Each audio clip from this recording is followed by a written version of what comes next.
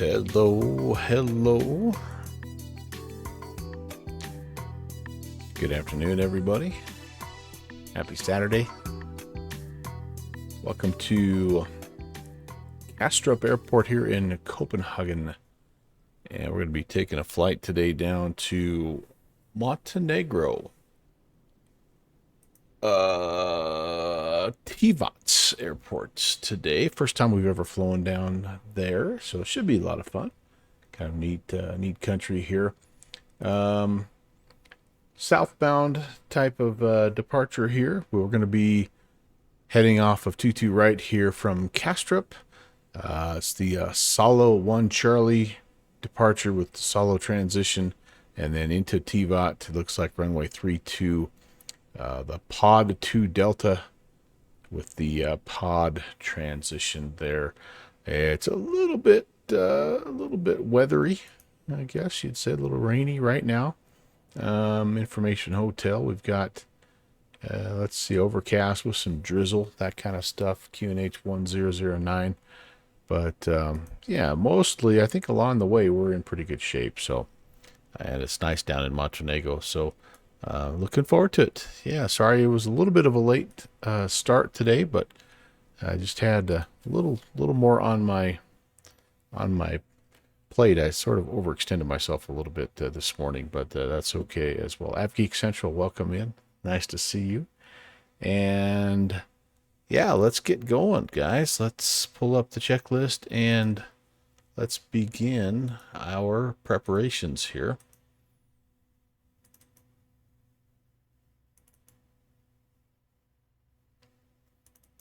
Took me just a minute to get loaded in here as well today. Kind of my computer in that first load of the day. I don't know if you guys are like this, but man, it's like it takes a minute. it's like me in the morning trying to wake up, and you know, sometimes I'm a little cranky, and so anyway, but we did get things going here. So let's we better. Oh gosh, I don't think I'm connected yet to VATSIM. I am not. So we're Scandinavian 816. We are flying an A320. And I have ATC coverage here. Hopefully we do anyway. Yeah, we've got some ATC. Wait, over here. Oh boy, we're starting to lose it. But the good news is we picked a little bit up here in Germany. So you never know. It's always a little bit of a crapshoot here. If there's not a specific kind of a Saturday event, you just never quite know. But yeah, might clip the edge of the German airspace. We've got some ATC in Hungary as well, and yeah, I guess it might it may just be us today, and that's, you know what, that's okay too. I could actually use a little bit of a chill flight after yesterday's flight wasn't all that crazy, but it was just a little stressful. So import. Oh, I don't have anything. Oh, yes, I do. Yeah, I'm actually good with that. I'm good with that. To pre-file here on VATSIM.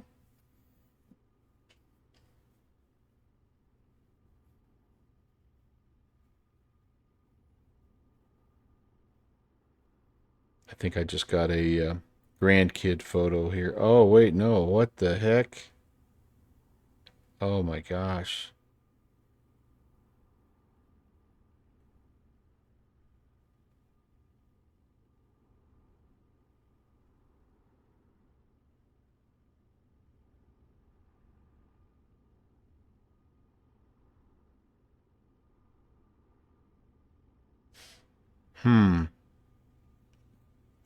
All right, that's really cool. So it is a picture of my daughter-in-law's cousin. I'm not sure how well you're going to be able to see this. I have no idea who this guy is, but standing in front of his A10. Holy cow, is that cool or what? Oh man, that's freaking awesome.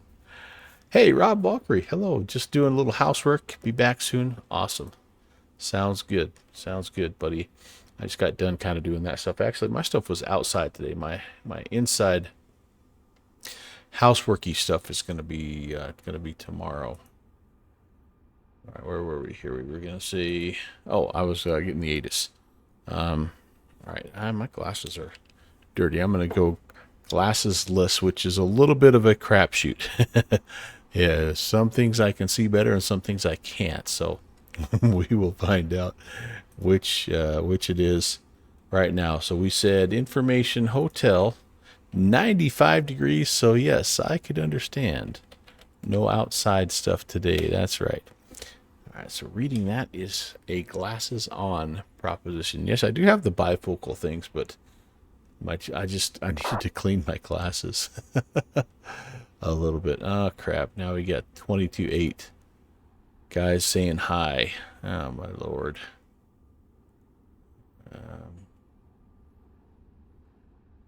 Okay, information hotel. Hello, test, test, test.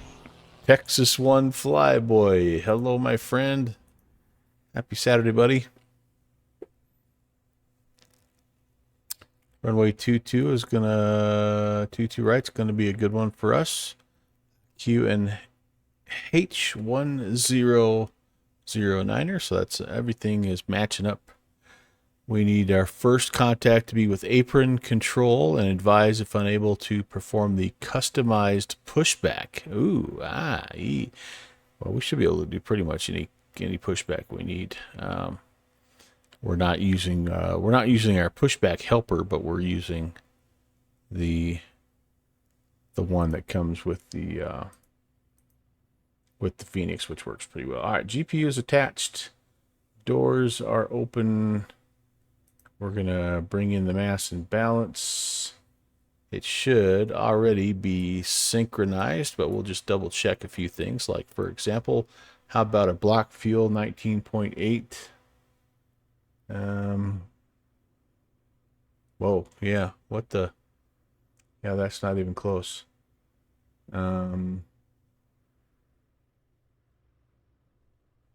These figures are live.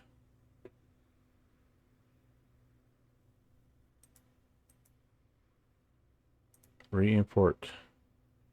That's fine. Massive. There we go. 19.8 on the block. We've got. Oh, that was the planned fuel I was looking at. Sorry, the planned cargo. 8,100. Yeah, that's fine. That's right on the money. Okay, so let's start to load, and I think we'll go. We're in no hurry. Let's go real-time load here. That'll give me a second. Browsing at the expo, had to stop, say hi. Oh, TFB, I'm so happy you're down there, dude. That's amazing. Say hello to all the usual crew from from me, and hopefully I can attend next year. But yeah, get back to the expo stuff. Thanks for checking in, though, TFB. Appreciate it.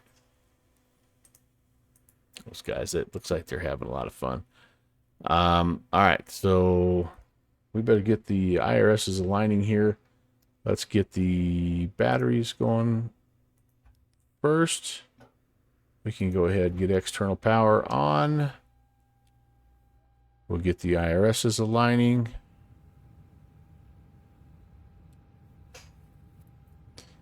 One, two, and three. JPC says you're supposed to wait for it to come off of battery before you click the next one on to align. I've been watching a few of you guys roaming around, and there's every place that they turn, I see somebody I know, and I'm like, oh man, oh hello, hey, say hi. But sounds like you guys are having fun. Sounds like it's been an awesome conference so far. So enjoy yourself. Be safe down there, TFB.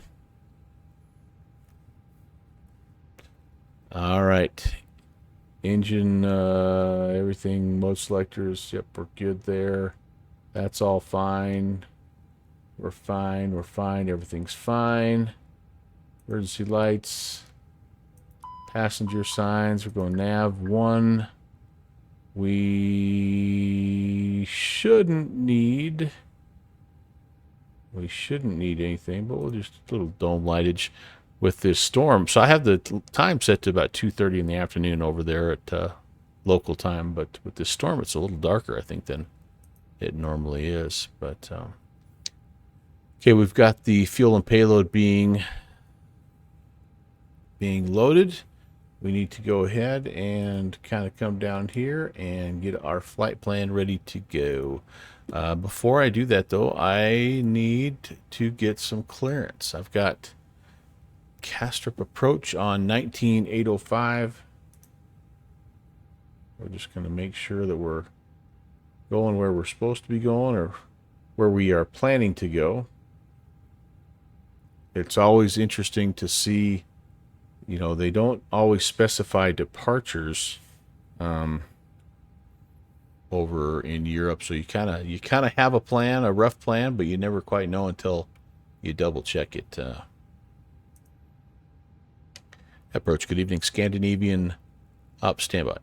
Gosh dang it! I'm connected to Scandinavian 716. I did that. I did that yesterday too for some reason. I gotta just pay attention if it's doing some weird stuff here, or if I'm just not typing correctly. All right, there we go. A320, and because that's what I used. 816. Yeah, he's not going to see my flight plan if I don't connect to VATSIM the proper way. So, oh, luckily I wasn't talking to him. I need to change over so he doesn't. It's the perfect crime. Nobody knew what was going on. 11. Oh, now wait a second. All right, hold on. 119,805. Holy cow! Yeah, that's how dirty my glasses are.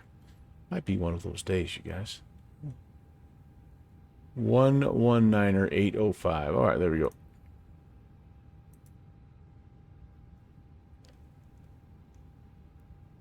And approach. Hello, Scandinavian 816. We have information Quebec. Stand Bravo 8. IFR request to Tivat.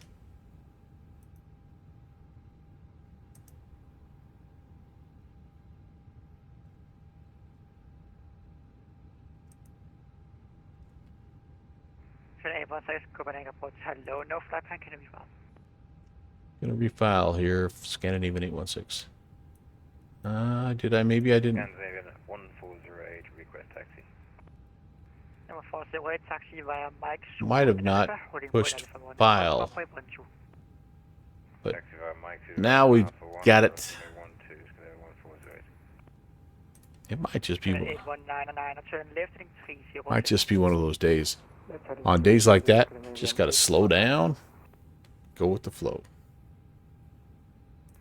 816, I have the flight plan ready to receive. All right, yeah, we'll be standing by when ready. 816, you're cleared to destination, Sailor 1 Charlie departure, squawk 7604. Cleared to Tivat, the Sailor 1 Charlie departure, squawking 7604, Scandinavian 816. 816, feedback is correct. Well, there you go. Cleared as filed. Let's go ahead and put this down here. 7604. 7604. We will go ahead and just turn it on because I always forget. So I'm going to do that. And beautiful. So now we can come up here and get stuff in the McDo. Looks like we've got a current database, which is always good. INIT. Let's request it.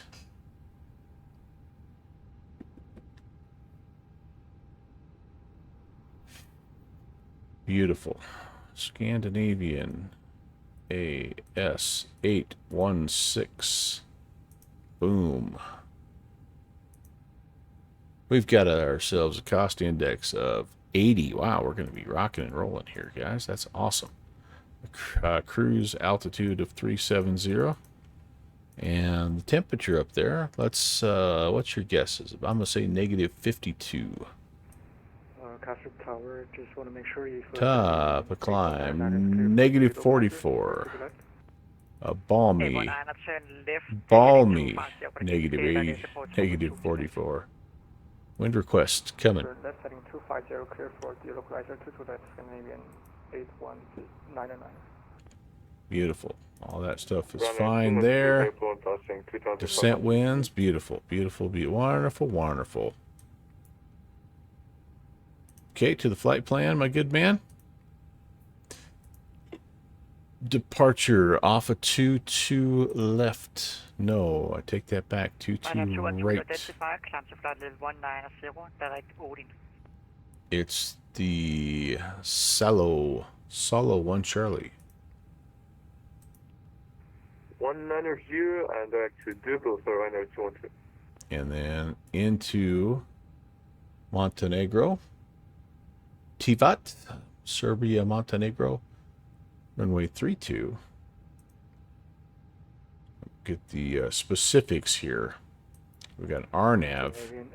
So that's RNAV 32. Very good. And what I say? Pod 2 Delta. Pod 2 Delta. Sweet. Runway 22 left, Scandinavian 8199. Sweet. Plan, let's check it out. Alright, so departure, southbound, we hang a left-hand turn. And can I get my, there we go. Hang a left-hand turn, and then we start heading south. Salo, yep. Our God, that looks good. Down to Iviku. Make a little turn at Iviku. Boy, there's lots of little waypoints in the middle here. There's Iviku, there's our turn. Then we go down to Torto. There it is, then Pod. Then we're on and in. Landing back up. We got a little discontinuity here as we'll probably get some vectors there to come back up to the RNAV. Okay, beautiful. That looks good. Looks good. And all right, that is our step through. Let's go down. Let's make sure we have all this stuff in here as well. Coming over to get our performance data here. We are definitely not. Let's refresh the METAR. Let's apply the METAR. I guess they're going to count this as a good dry runway here, huh? Okay, so be it. And do we need to?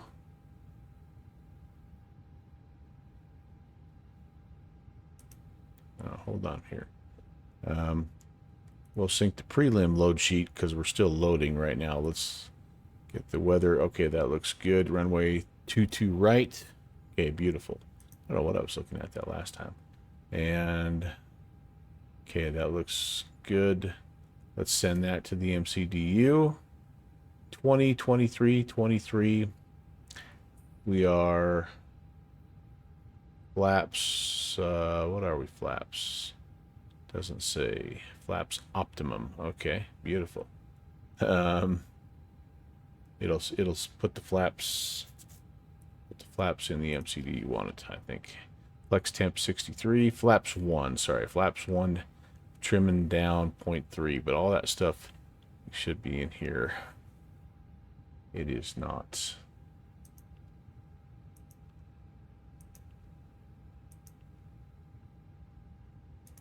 It's probably in the performance page. Yep, it is. Okay, but INITB, I got to get all this stuff in here. So, okay, block fuel. Let's come down here. Block fuel is going to end up being 19.9.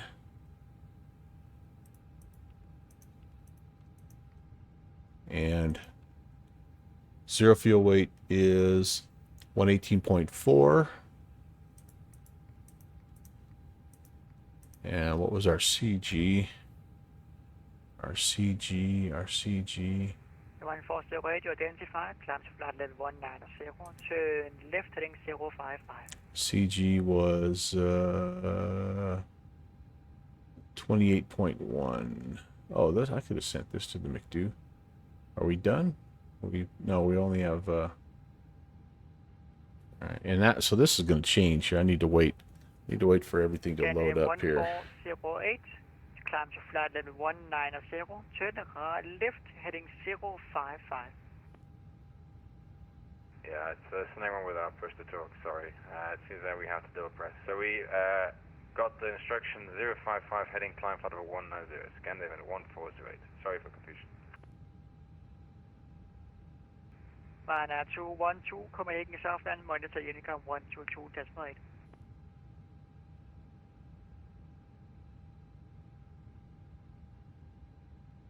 Monitor Unicom 122.8 for runner 212. Thank you.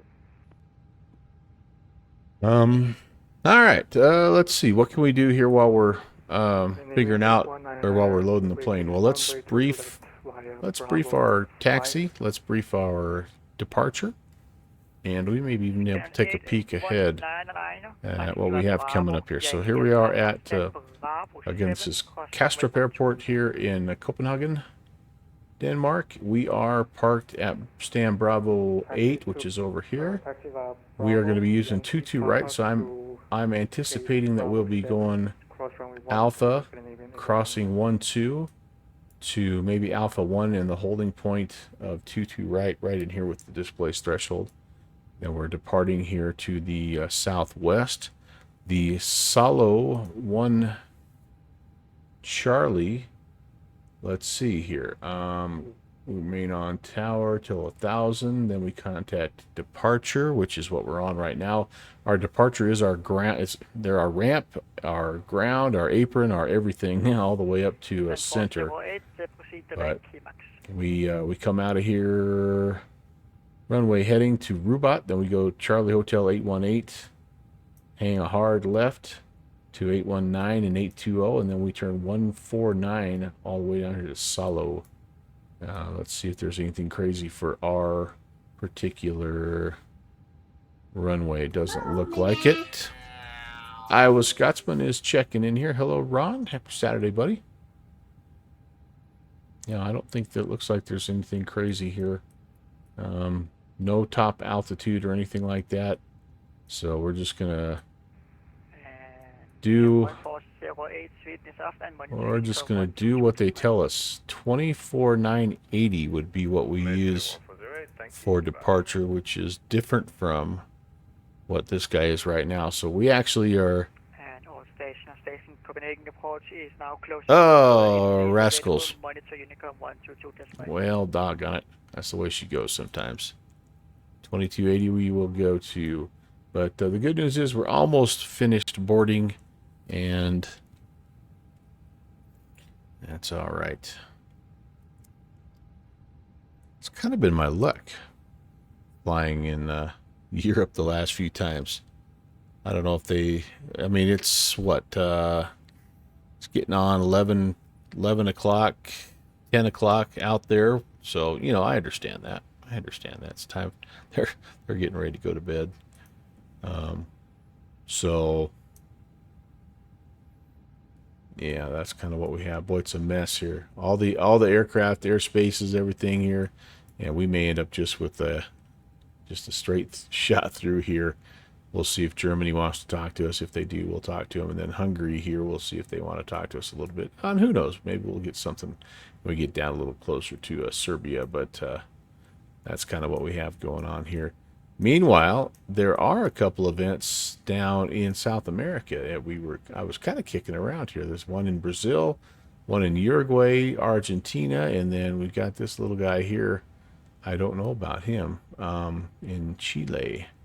So kind of some action down here. That started about an hour ago. So some spots outside of the U.S. still to fly if you'd like. I'm kind of regretting us not going more towards like maybe Heathrow or something like that, or maybe even up to, well, nope, this is going offline, but maybe we should have vectored ourselves down here to Romania, or even, I think Kiev had something going on here, but you know what, that's okay. You roll the dice and we'll still enjoy it. Scotty, hey, how's it going, my friend? Welcome. we're just waiting for our passengers to get on board here. We're getting real close, and then we're gonna fire things up and make our way from Denmark down to Montenegro. I am doing pretty well. Got a ton of stuff done today outside. Did some fence work. Did some work with my at some areas that needed to be reseeded in my lawn. I have what else did I do this morning? Another big thing. Now I can't remember it, but anyway, I'm tired. It wore me out. I had to get myself out though early because it's gonna be a warm one here. It's gonna get over 90 degrees here, which is just pretty rare for where we live. So tomorrow it's supposed to be like 98. So that's really hot for us. But tomorrow will be more inside work. Do those honeydews that you need to on the inside.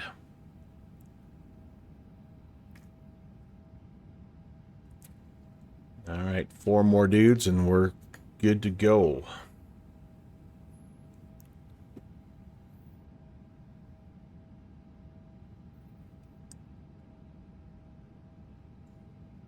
Here's again a live look outside. We've got that drizzle going on. Could be kind of an interesting departure. I don't believe we're in any danger of icing, although as we get up a little bit higher, we might. We'll have to take a look at that. That Scandinavian over there is shutting down, and we are full. Okay, very good. Let's hop back in, and let's get this information sent to the MCDU. There we go. That's good. And then again, I'll just double check that we have our performance. Yep, all that stuff is fine as well. Beautiful. Okay, let's get the APU going. Master switch is coming on. Coming down here, no warnings. We're going to start. Ooh, and you know what else I have not done yet? Lossless scaling. It's time to scale this bad boy. See how our frames are doing.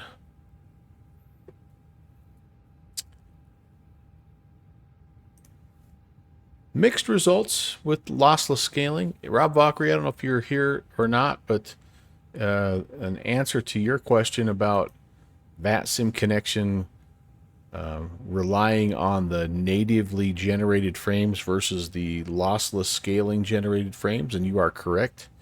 If your native frames drop again below that 20, it still doesn't like it, even if the lossless scaling is keeping you up above 20. So we ran into that problem yesterday going into Dallas Fort Worth, unfortunately. So yeah, while I would say the lossless scaling does help the overall quality of the stream in terms of the smoothness and the look of the stream, it unfortunately doesn't help with the problem that I'm having primarily in X-Plane, which is that I keep getting disconnected from the network when I get to these bigger airports. All right, AP bleed's coming on. We can turn the external power off now.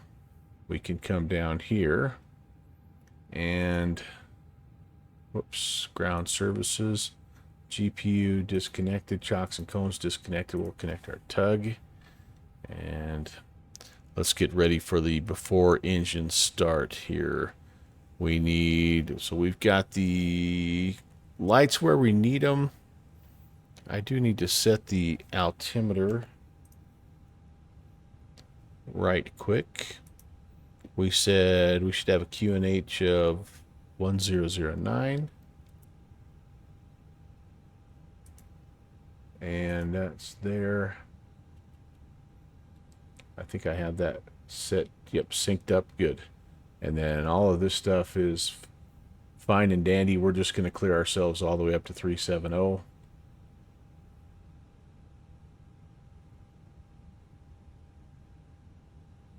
Okay. And that looks good. Let's get the pushback going, and we will we will get the engine started. We'll get everything set. We'll be ready. Parking brake is off. And back we go.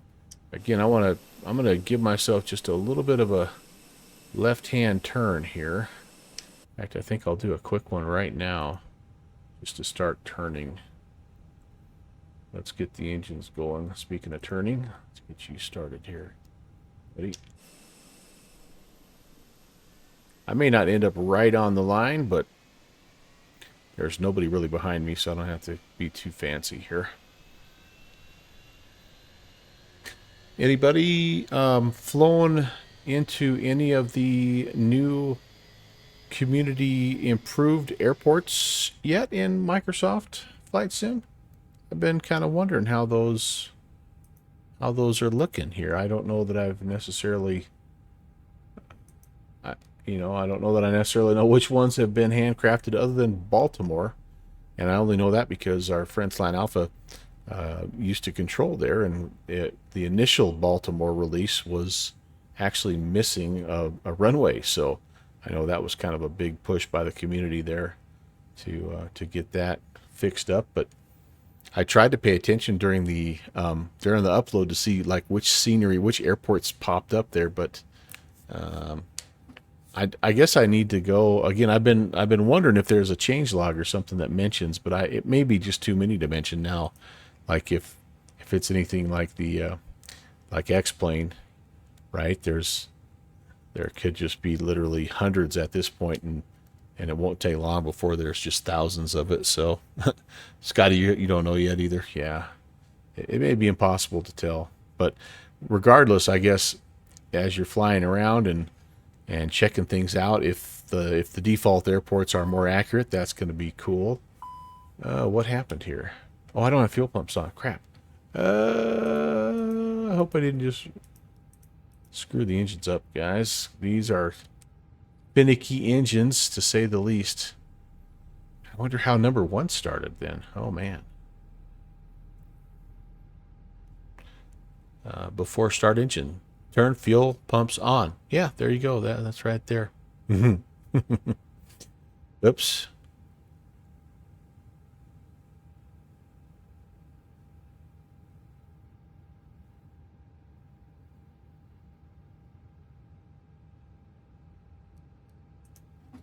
I'm also supposed to turn the beacon light on.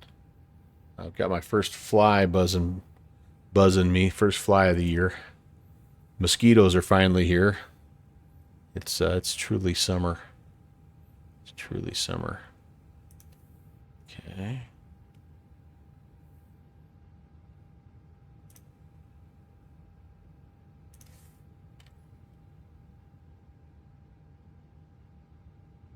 And it looks like we've got a good start here. Awesome. Good start on number 2. Okay. Turn the starter off. We can take it off the APU.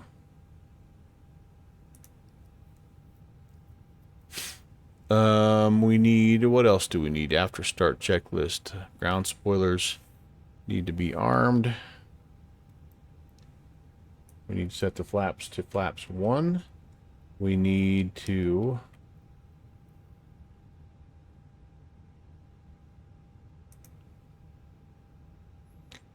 trim down 0.3. Need to also check our flight controls before we do that. So let's do that. Flight controls, let's see here.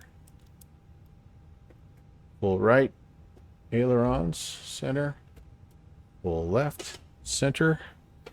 Elevator up, center, down, center, rudder right, centered left, centered down 0.3, down 0.1, 2.3.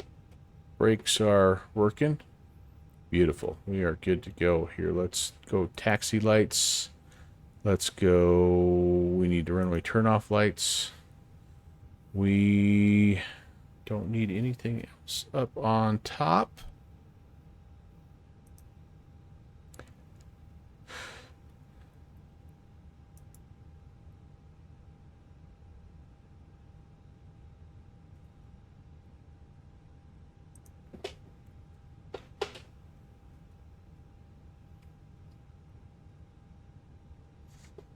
Yeah, I think that looks all good.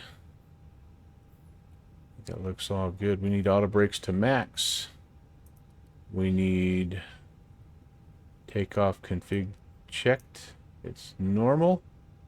All right, awesome. Parking brake can get released. Let's get that out of the way. Oh, I have to disconnect the tug as well. That's why I have all those warnings about nose wheel steering off. Let's turn on the predictive wind shear and weather and all that fun stuff there and there. And all right, E-cams are all green. Beautiful, beautiful. Okay, Kate, you're the Scandi on the other side. Nice. Are you coming in or heading out? Well, thanks for the first time chat. Kastrup traffic, Scandinavian 816 is coming out of stand Bravo. We'll be on Alpha crossing 12. Kastrup. Okay, which one is us here? There we are.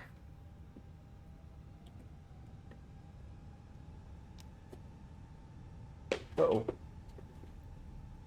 I just dropped that on you, bud.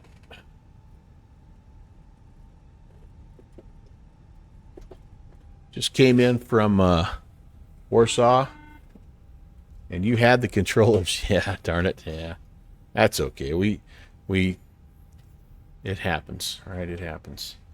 Hopefully you had a good flight. How was the weather coming in? It looks like it was challenging. Kind of fun in that regard, but all right, let's come around here. I'm gonna get on Zulu for just a second here, then find Alpha. We'll be on our way.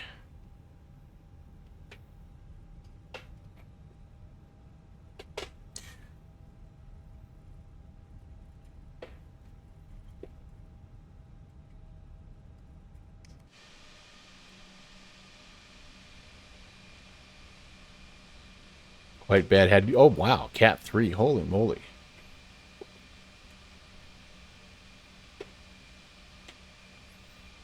It looks it, though. Those are always fun when you can pull them off, though.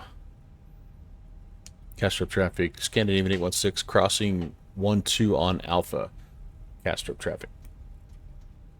Okay, I don't see anybody coming in there. I'm not hearing anybody.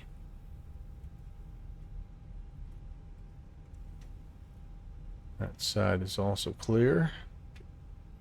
We'll just hustle across here and try to get out of the way. We need to stay right.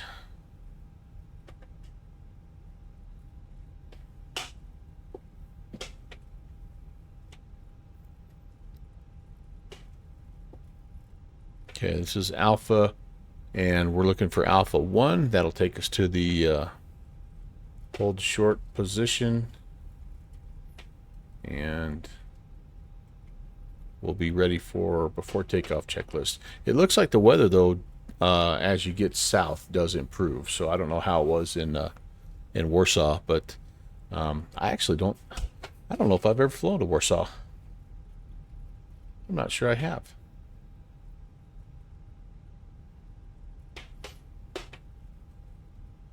So many places in this world to fly.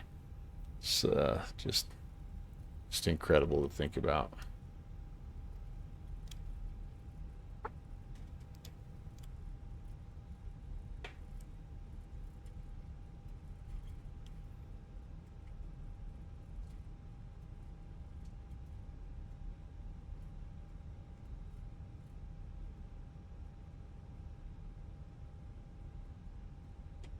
All right, coming up, holding point Alpha 1. Let's roll through the takeoff checks here really quickly. I'm going to come short here and stop. All right, we need engine mode selector to be, it's on normal. Our exterior lights need to come on. We're going to take the retracts out to on. Whoops. Nose Logo coming on here. Strobe to auto. And ooh, I have the wrong aircraft in my flight description today, guys. I was considering doing the PMDG 737 today, but I ended up going with this because when I checked the real flight here, it was actually an A300 flight, not a 737 flight. So, all right, I think we're ready to go. There's somebody taxiing over there, so hopefully he'll hang out for us. Kastrup traffic, Scandinavian 816 is lining up 22 right. Kastrup. Somehow I feel like he's not going to hold short, so we'll just let him go through. Don't think he's talking to anybody, or maybe I'm not talking to anybody.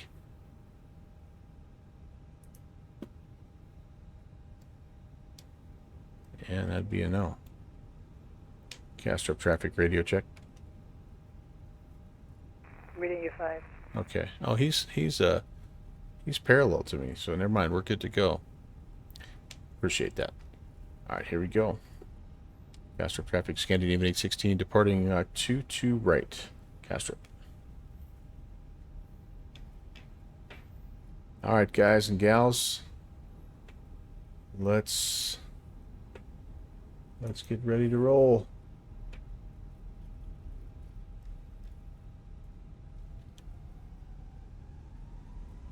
Two good engines. Flex set.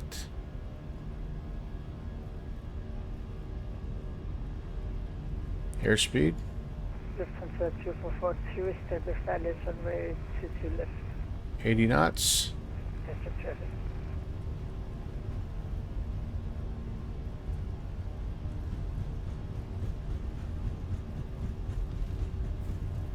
V1 and rotate.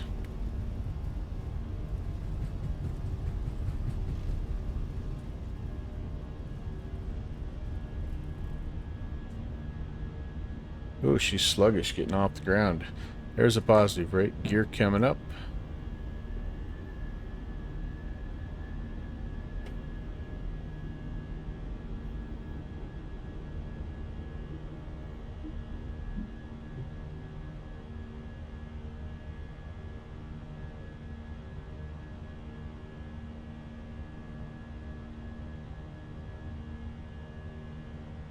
Everything's looking good.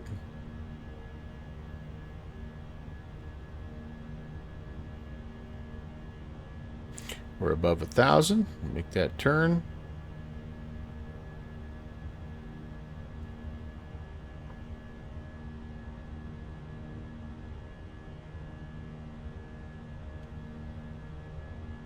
Kind of hand flying it right now.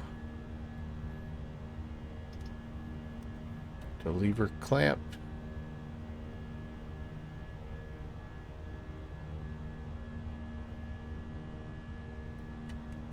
Bring the flaps up. Got a little asymmetry as always. There we go.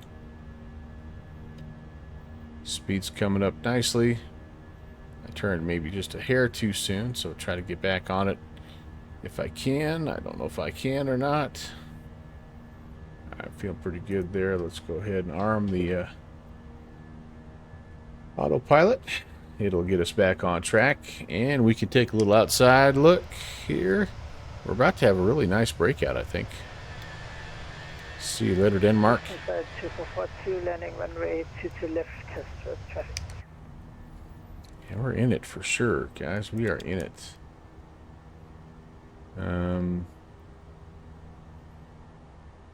Yeah, no warnings about icing conditions just yet, though. So we're gonna be, I think, just fine once we get through this business. And we'll be up and out on our way down to Montenegro. Definitely warmer, little warmer location down there, Serbia. About to hang that hard left. Be on our departure here.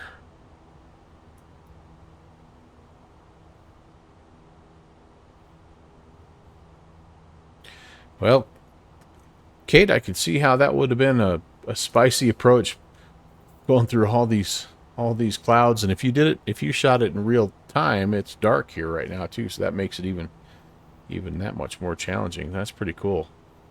All right, I think we must be through the transition level, so we're going to go ahead and go standard. And there, we're seeing some blue skies.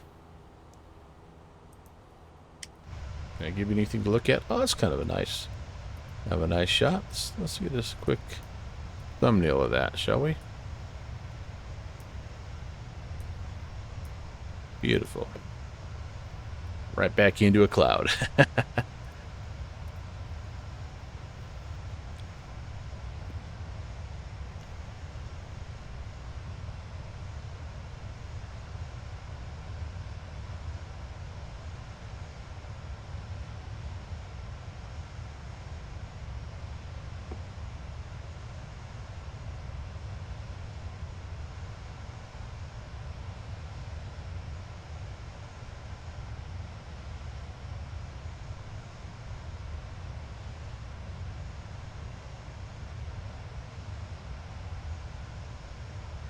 There we go. That looks nice. That's looking really nice.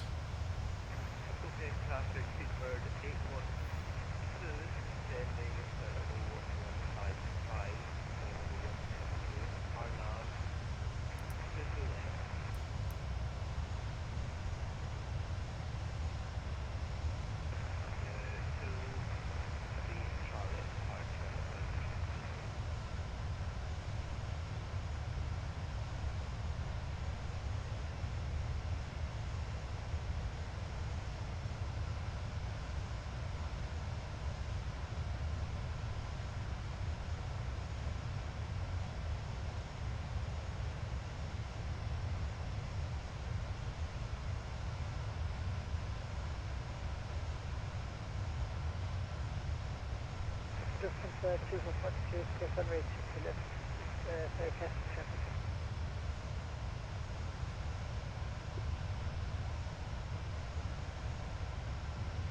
That looks really nice, doesn't it, guys?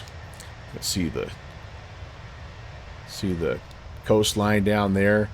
I have my clouds obviously not cranked up at the maximum settings here, so that's sort of why you're seeing, you know, a little bit of those marshmallow clouds, but still pretty good.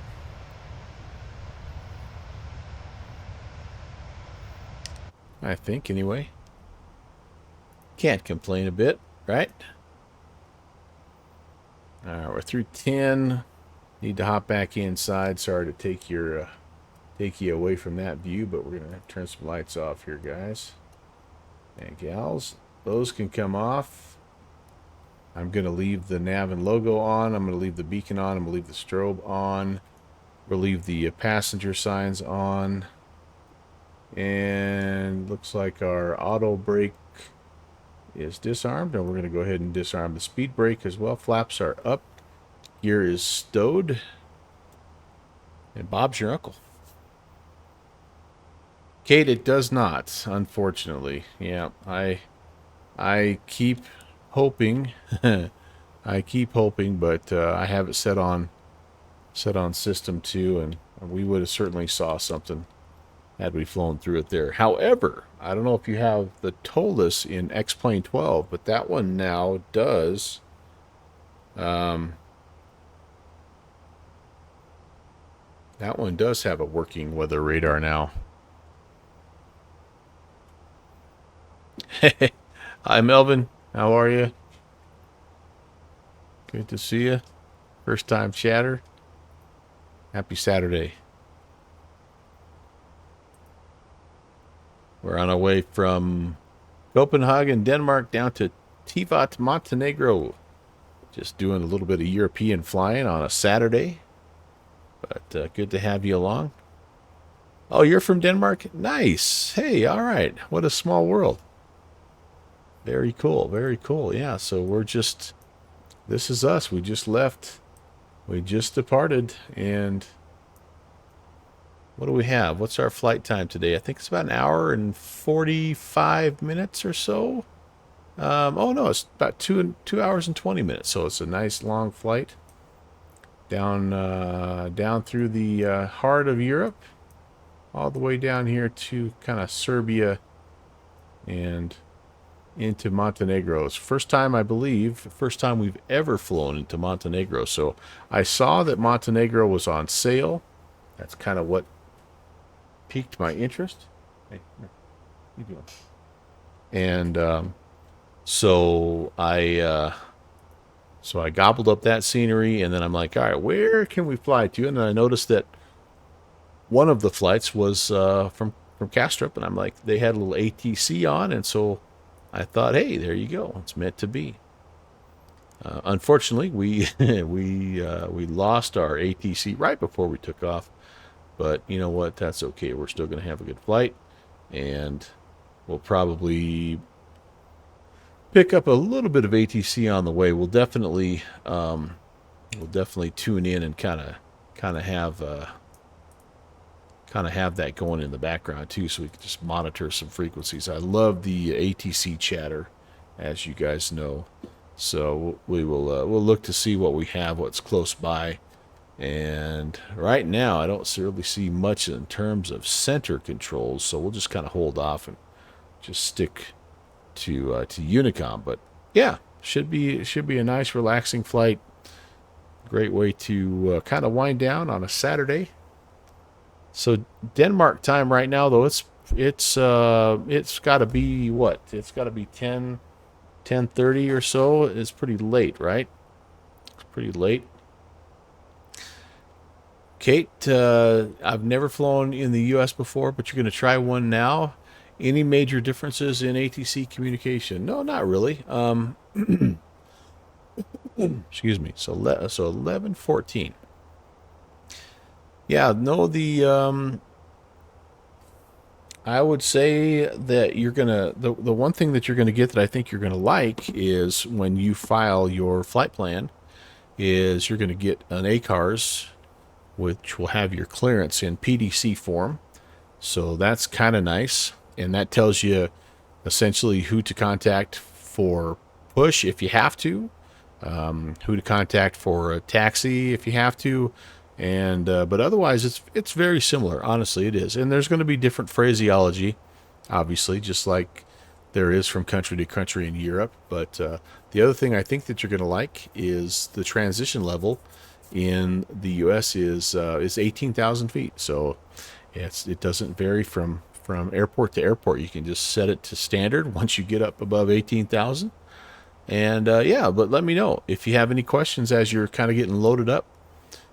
Kate, I'm happy to answer those that I'm able to, and yeah, I think you'll enjoy it. There's much more. What I'm finding as I fly around the world, and I'm no expert. I'm not a real world pilot or anything, but I'm really enjoying flying outside of the U.S. because I'm discovering there's way more similarities than differences, and I think one of the biggest challenges is probably just understanding like the accents and things like that. Some parts of the world, boy, the controllers, even though they're speaking English, they have pretty thick accents, and you know, so that can sometimes be a challenge. But you just if you just ask for them to repeat things, if you say you didn't quite understand what they're saying, I mean, that's the main thing is, you know, just don't guess, just they don't mind. They don't mind repeating things back if you're not understanding. Where, if you don't mind me asking, Kate, where are you from? What country of origin are you in, and where do you fly mainly? I guess.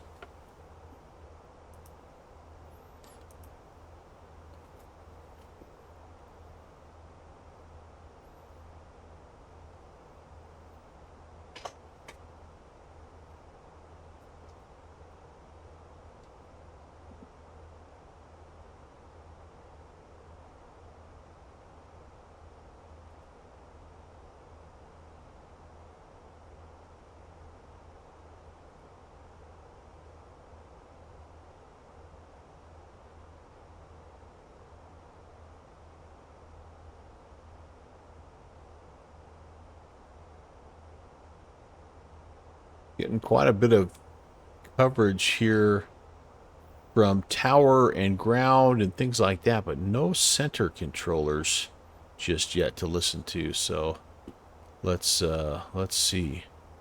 Yeah, so again, Germany is kind of when we may potentially have some people to talk to. Boozy Sheep is flying over here. Always going into Dusseldorf. Very nice. Boozy's a guy that does a lot of European flying. He's like me. He enjoys that. He definitely enjoys that. But you're based in Denmark, and Copenhagen's where you fly mostly, but you're quite new to VATSIM, less than 10 hours. Yeah, so if I would say that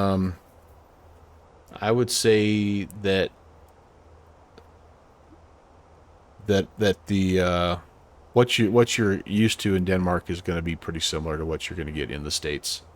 And again, what helps me, I think, is getting the PDC, getting that ACARS message. As soon as you file, you'll get that, and it'll have your clearance, it'll have your squawk code, it'll have all that stuff, where you don't have to listen to, the controller with his crazy American accent trying to read it back to you, and you're thinking the word should be, pronounced one way, and he's pronounced it the other, and then you get hung up on that word, and pretty soon you've missed the rest of the whole clearance. But that is very good. But yeah, I think, you're going to get a departure, you're going to get a runway, you're going to get, you're going to have to call for taxi instructions. Depending on where you're at on the airport, you might have to call and get permission to push and start. Yeah.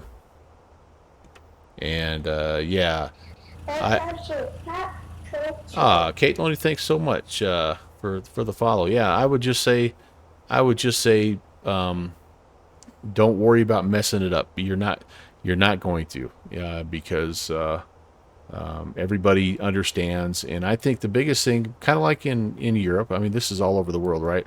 Like, as long as you're paying attention and you're not away from your keyboard and you're not missing your call and all that, that's what really irritates controllers, is when you're not responsive to when they're trying to talk to you. So, but if you don't understand, just let them know, hey, can you repeat that for me? I didn't quite understand your instructions. And I would also do this. This is what I've done in the past too that helps. Down in your remarks, put something in like new to airspace or something like that. And those controllers will see that, and they will know that it doesn't necessarily mean that you're a newbie in terms of flying the plane, but you just are maybe not quite familiar with all the procedures and all that good stuff. I'm assuming you have, like, your Navigraph, all that stuff is up to date, right? You've got all the charts and things like that.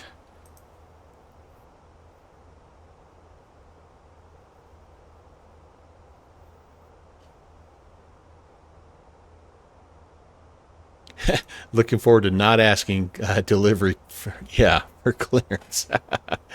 Yeah. All right, well, enjoy your flight, and let me know how it goes. And yeah, just have fun. You'll be just fine. You'll be just fine.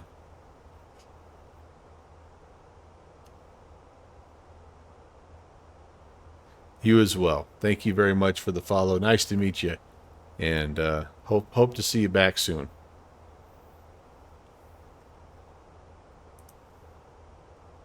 Yeah, and I would say anybody who is, if you are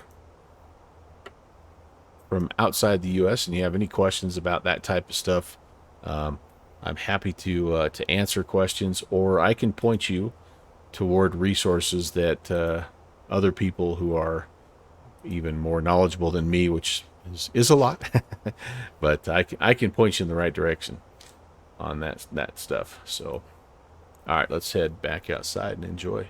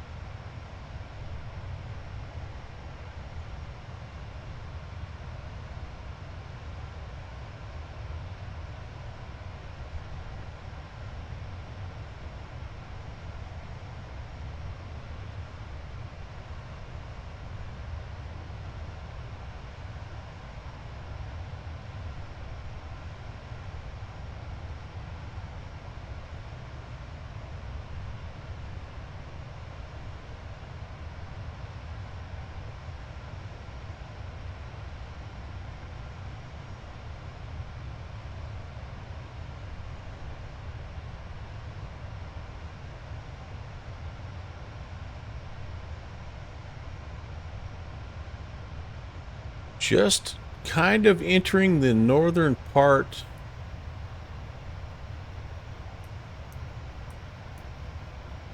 of... Actually, I don't even know where we are here.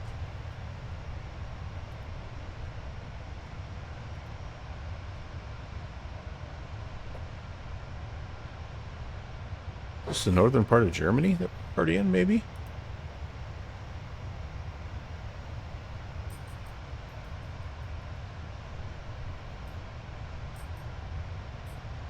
Maybe this is Poland. I think Poland is just off to our left there. I think we're kind of skirting like the northeastern corner of Germany here. But it's a good thing we don't have ATC because I believe... yeah, so we're just into Germany here. I need to go and I need to go give my dogs their dinner. So I'm going to be away from the mic just for a minute, but I'll be right back. We're up at cruise.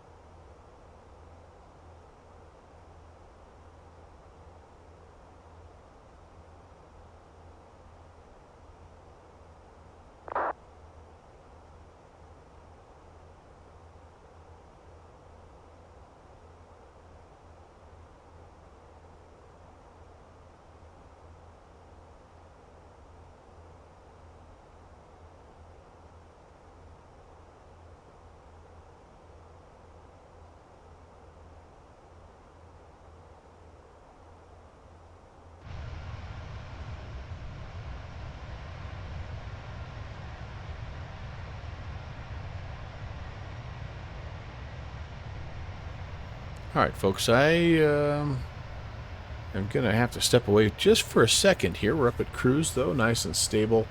And I've got to go give the dogs their lunch. So give me just a couple minutes, and I'll be right back. Again, thanks for tuning in. You're watching the Melvin Leroy channel. A little bit of a flight across Europe today. Denmark down to Montenegro. Scotty, your aircraft, sir. I'll talk to you in a few.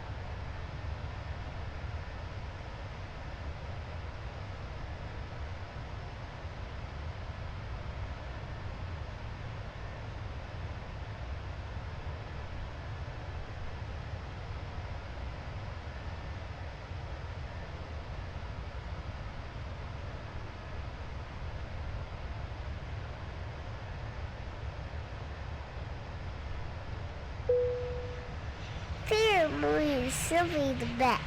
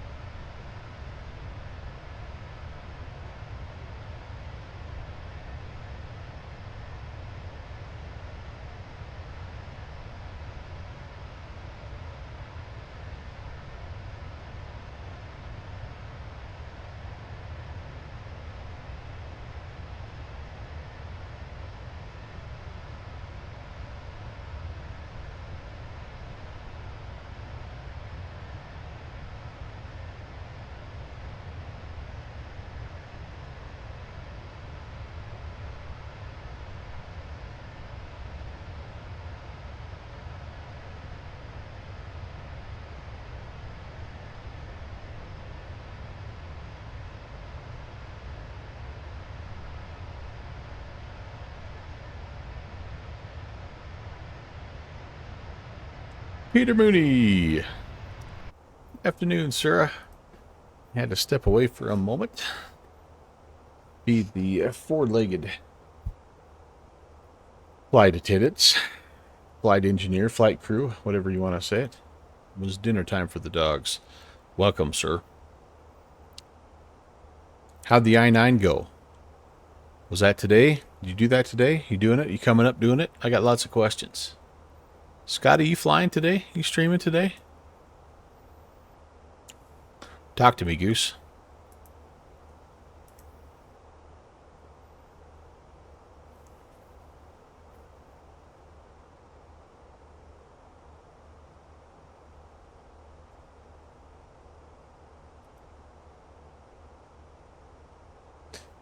Yes, he is. He's a man of few words.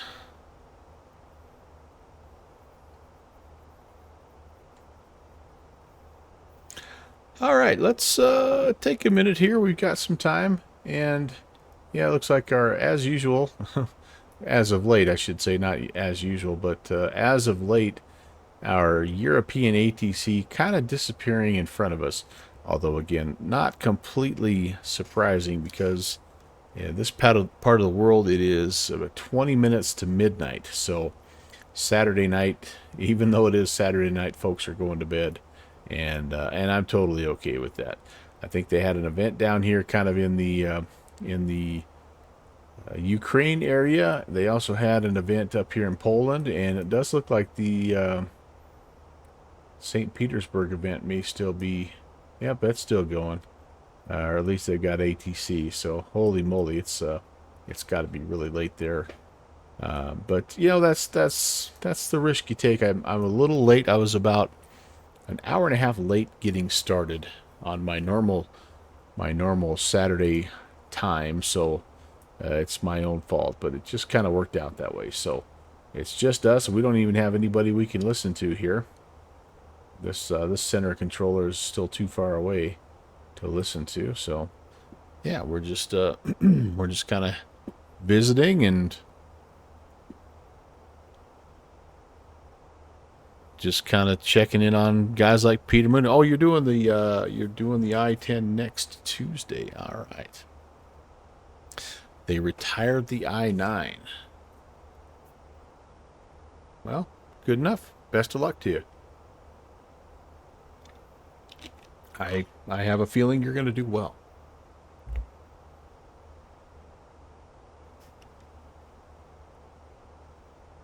So I haven't, again, spent a lot of time checking on things, but any major earth-shattering announcements from Flight Sim Expo that have you guys excited? I think the biggest thing for me is the is it SSE group? The ones that are making the 727. That was the one that I saw today.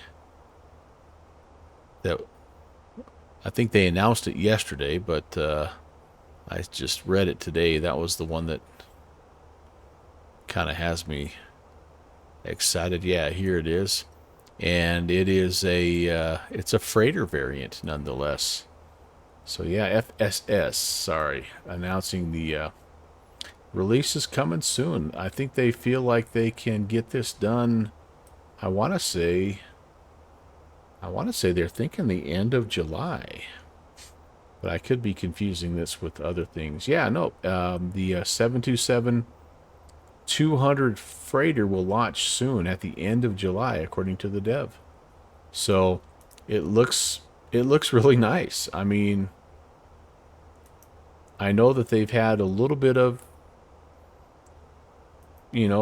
growing pains with their E-jets, but yeah, this has me pretty excited, to be honest with you.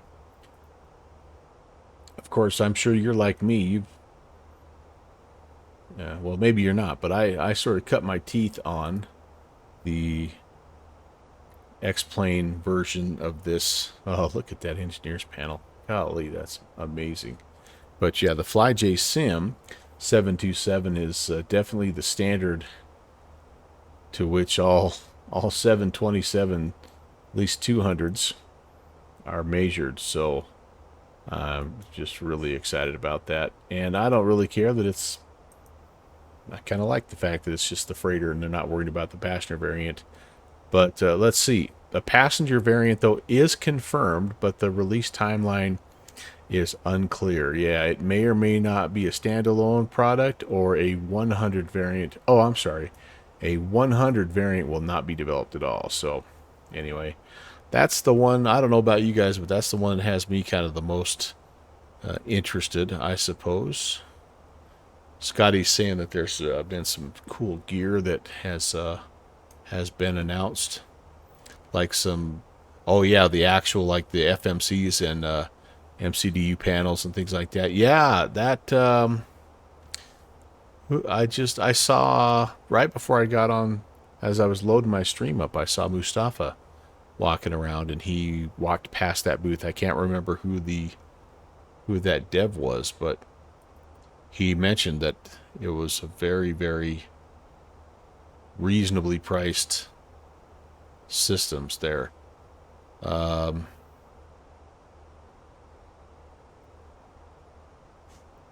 me see what else.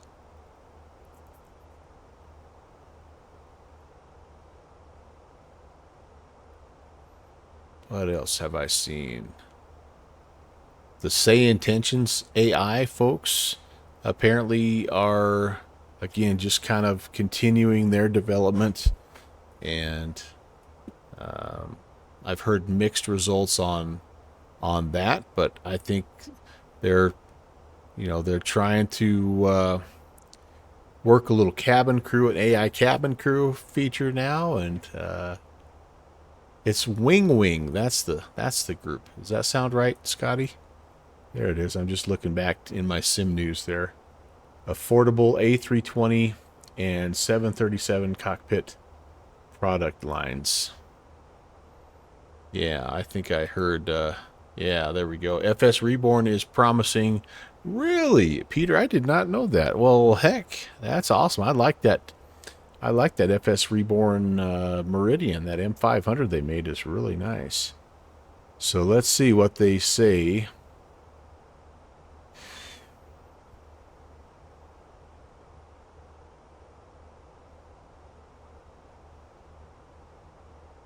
So the EFIS is $85. The MCD 130. Yeah, so I wouldn't know. Like, I don't have a sim. You know, I'm not trying to do this with my cockpit, but apparently these prices from people that have experiences with this stuff are very, very low.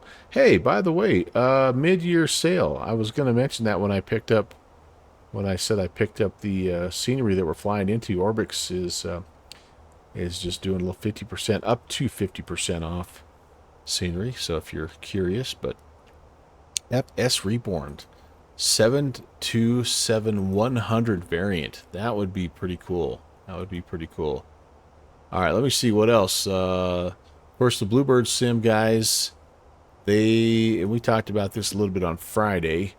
You know, they're getting close to releasing the 7.5. I don't know if they hammered out an exact detail yet, but they did talk about releasing a 7.6.7 as well. So that's kind of cool. I'm going to need to see how well this 7.5.7 works. And then here's the 7.8. But that's very early development on this. So, but it's it's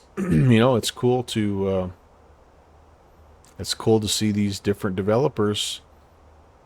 They're kind of really active, and it just feels it's interesting because it feels a lot like when it was P3D version 5 versus X-Plane 11.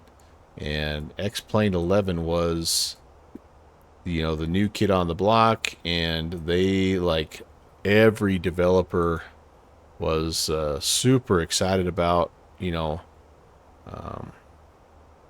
super excited about the platform, and man, it was like for every one product that was developed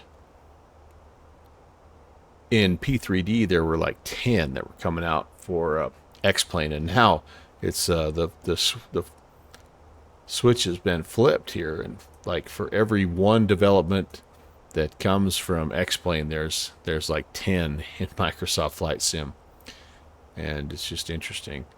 If you're a Warbird person, I saw these guys from Microprose are building the fort. And so this could be kind Could be kind of interesting. World War II era stuff. Not a ton of details on that, but upcoming though, 2024, or it'll be available on 2020 and 2024. So yeah, not 100% sure when they're going to release that, but that is something that came across my feed.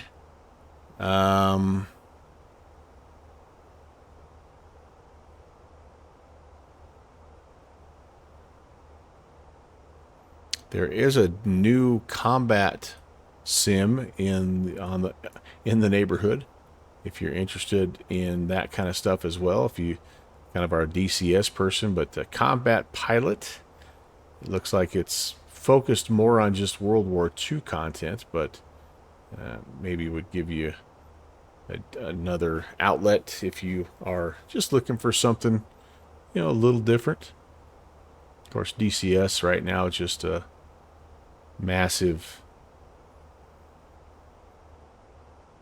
multiplayer, just crazy realistic experience with lots and lots of aircraft, and this one here looks like it's a little bit more narrowed down in terms of what it tries to do, but I thought that was kind of interesting.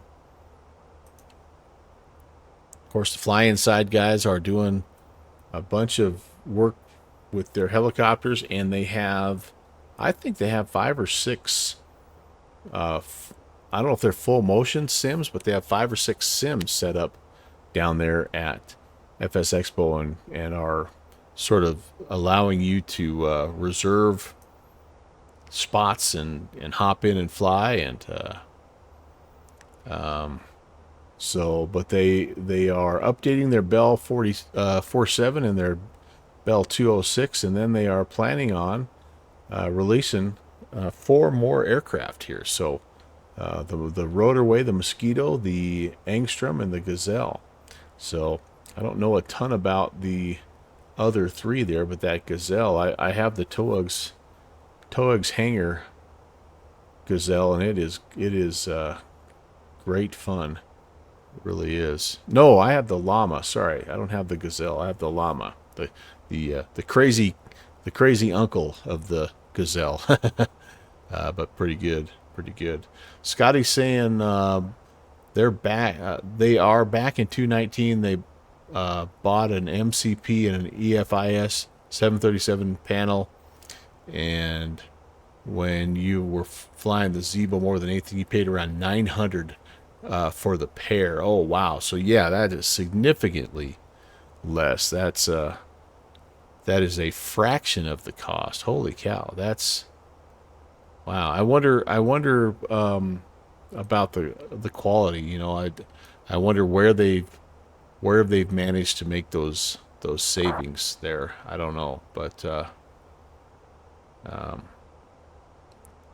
yeah, hard telling. But Nimbus, by the way, Nimbus Simulations, those guys, they're doing some cool stuff here. It looks like they've got another aircraft and a new like a firefighting mission tool that they're working on, as well as an additional scenery. And this is over in the X-Plane 12 world. So, but the 707 is their aircraft that they're working on. And again, early shots here. It looks pretty good. I do have the Nimbus Islander. I remember when they came out with the Islander, and that was a nice aircraft. But 707, a proper 707, that'd be a really enjoyable aircraft to have there. You heard Honeycomb is finally shipping some Charlies. I was wondering about those guys, if they had recovered from their, the issue that they had with basically being scammed, and yeah, that was a bad deal. But Scotty, you're thinking maybe it's just plastic instead of metal. But yeah, it could be. But as long as they hold up, right? And that AvGeek was the one talking about Honeycomb. Well, that's good. I hope they're getting back on their feet for sure. This is a Charlotte airport that they're going to be releasing as well. And then again, I think the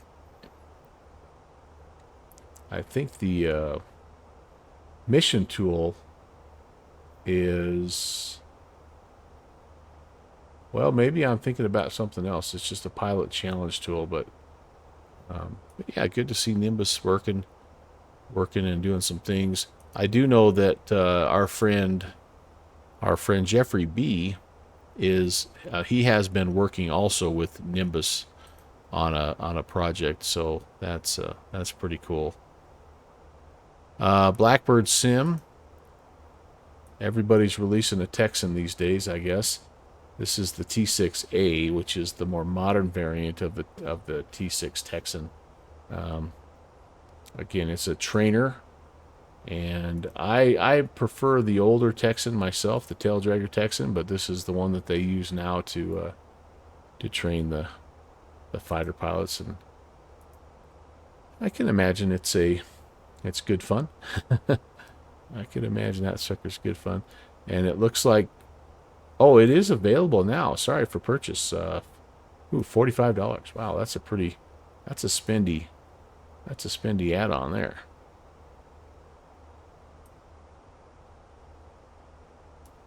Looks nice though. Looks nice. If that's your cuppa, be pretty good.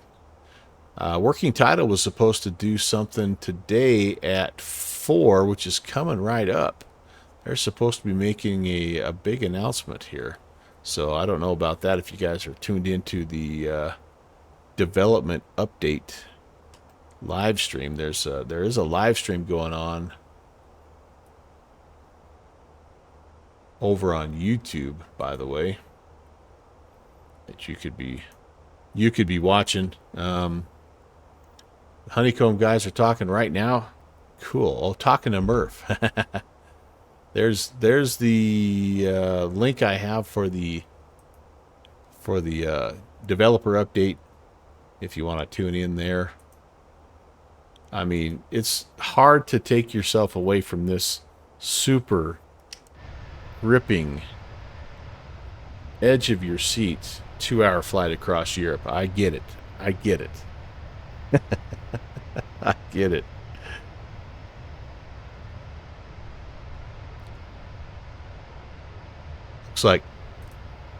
Looks like the Toby folks have some sort of camera boost feature.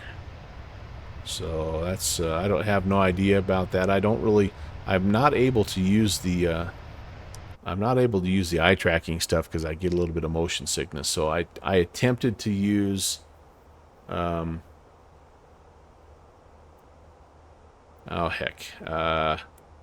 one that has the thing that you mount to your headset. Not Toby, but Track IR. And I did like it. It worked well, but I just couldn't, like, after about 15 minutes, I started getting a little loopy.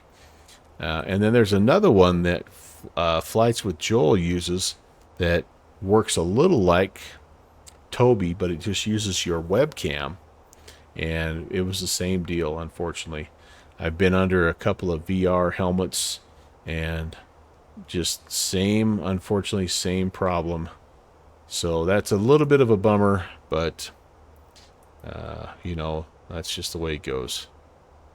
And then I saw here just recently, it was about 15 minutes after I went live, it looks like TFDI is fully releasing their MD-11. So I guess I didn't realize that it was at that state right now, but it sounds like it is. So I know that 757 Spy has been flying it and does like it, but I also know that every time he flies it, he says, there's a few issues still. But this will be releasing July 2nd. So $70. And then if you want to obtain the other version, you add another $10 there, I guess. And then you can buy some optional failures as well as part of an extended package for another 15. So if you get all of it, it's $85, and you could still pre-purchase this bad boy before, I think before July 2nd, for $80 total. So you'd save like $5, I suppose. But anyway, I was considering that yesterday after my Rotate MD-11 didn't maintain connection with the VATSIM network, and I was like, all right, maybe it's time for me to mothball this sucker and just move over to the TFDI one. But then we were able to we turned some settings down, and I was able to make a flight into Atlanta. So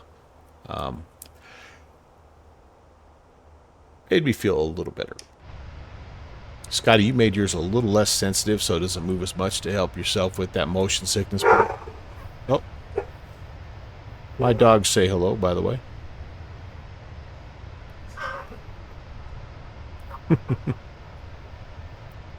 Guessing somebody is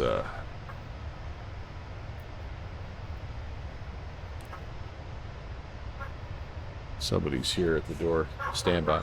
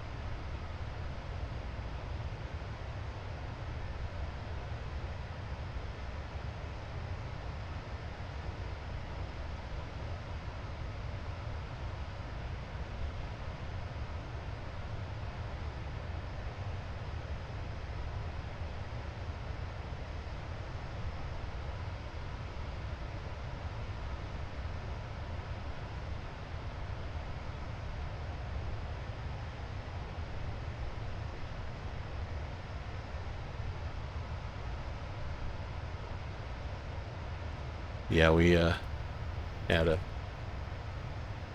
Is she in there?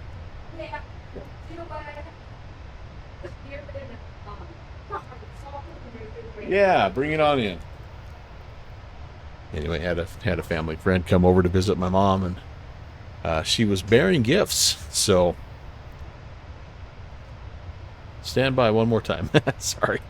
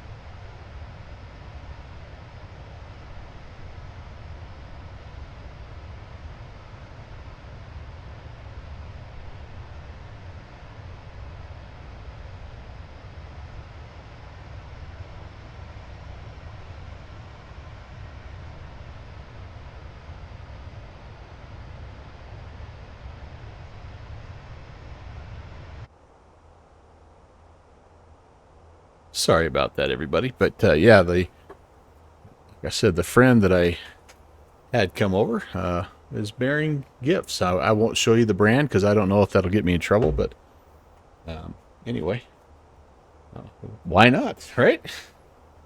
It's 4:07 my time. That's close enough to 5 o'clock, isn't it? And my dogs say hi back, by the way, Peter. In fact, they say hi back with great enthusiasm, and they would love to be your best friend if you're ever in the neighborhood. So there you go. Jorgen Serb is starting.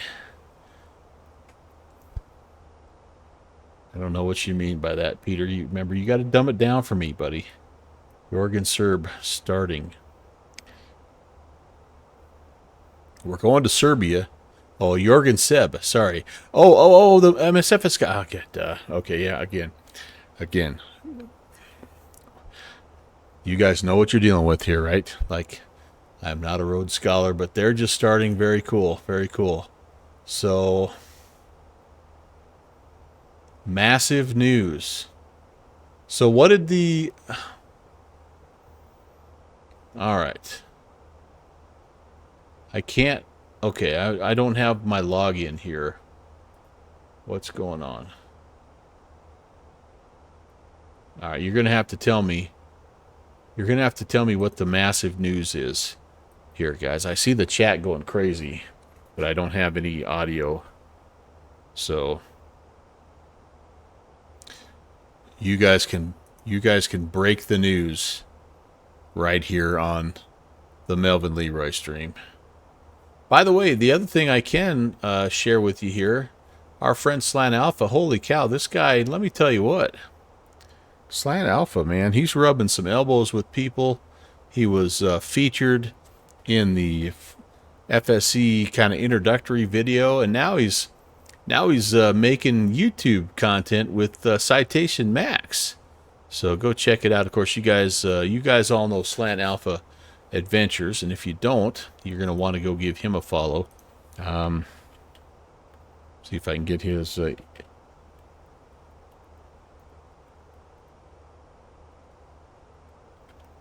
think that's his Twitch handle, but you know, one of the big premises of his stream is he is all about the education, and he flies old school navigation, but he does a really good job of like explaining each little thing that he's doing when he's, you know, tracking a VOR or flight planning or, you know, descent planning, all that stuff. And so I think what this series is along those lines. It's trying to just get you familiar with and get you comfortable with all those little basic things that you need to do. Yeah, this is a video series which aims to guide VATSIM beginners in flying across or in the U.S. national airspace. Oh, I should have shared that with our friend Kate there. But in this episode, we cover topics such as pre-departure clearances, IFR clearances, and route planning. Scotty, that's route planning for you. Sorry, I need to translate into my Canadian there. So, but yeah, Slanty, man, he is doing some great work. He was a part of VATSTAR. I don't know if you guys knew that, but if you remember the training component of VATSTAR, it's kind of like that. It's kind of like the I ratings or the Pilot Edge ratings that Peter Mooney is doing, but VATSTAR kind of was the first one to do that on VATSIM. And Slant Alpha actually wrote quite a bit, if not all of that material. So just an incredibly smart guy, and very, very, very good at what he does in terms of educating people about flight simulation. You've gotten the habit of saying route, so you're picking up, you're translating it to American. Thank you, Scotty. Thank you. Because I have a hard time understanding you Canucks.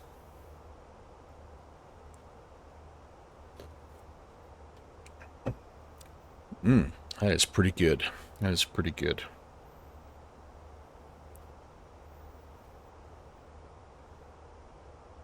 Well, all right, you guys. Time to check and see where we're at here.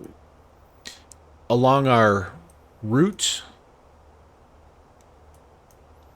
And as you can see, hey, we're about halfway. We're about halfway. We're kind of, I think we've exited out of Germany and we're into, gosh, there's all these little tiny countries in here that I'm horrible at, but we're eventually going to be getting down close to, well, actually not close to, we're into Serbia, right? Montenegro is in, I think this is, well, maybe this is Montenegro, I guess, is its own country next to Serbia, Bosnia and Herzegovina, but all of these little Croatia, Hungary, these are all just really interesting. Albania, who watched Cheers? 15 million unique users on Microsoft Flight Sim as a world record. 1 billion flight sessions in 4 years. Wow. Flight Sim, I tell you what, it's fun. It really is fun, and it's getting more and more popular. That's awesome. I'm happy to see that. The funny thing is, the more I listen to coworkers, the more you hear the Canadian accent now.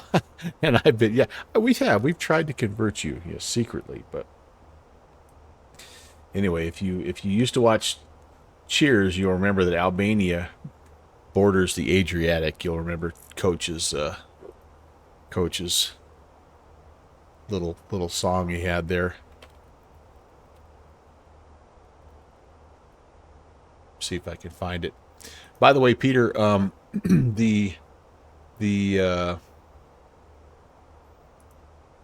promo.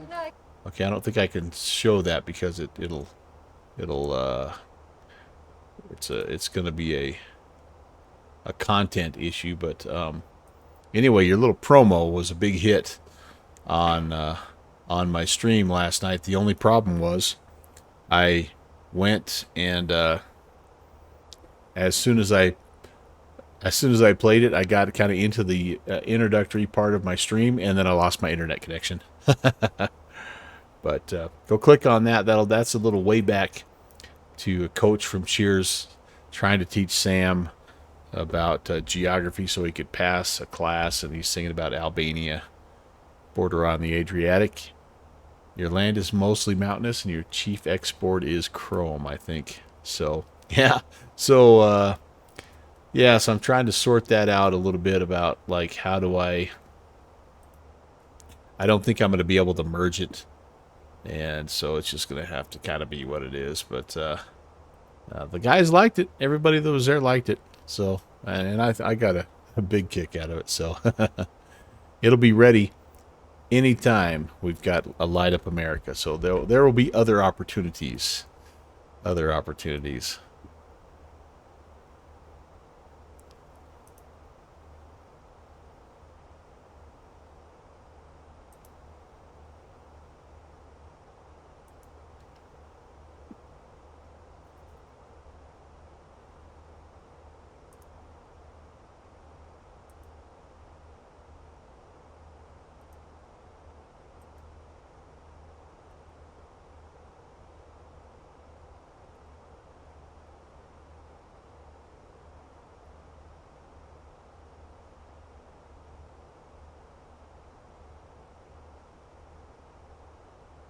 Just trying to see if it's maybe getting close to time to potentially brief our arrival here, but I think we're going to hold off just for a little bit.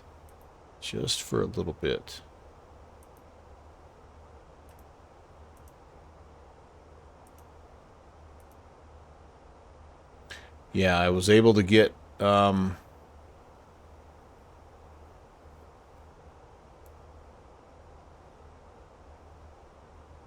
oh, did I have a little bit of a sim bump with this broadcast also? Because it's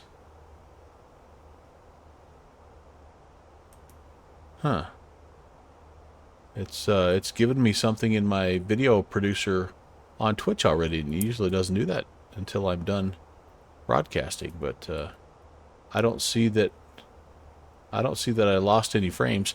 I've had a really hard time with my internet lately. I've been getting bumped off, and I'm not sure why.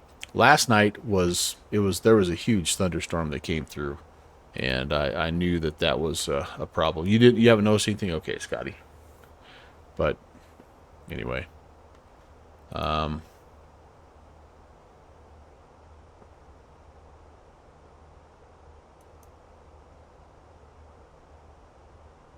we'll work on that a little bit later on.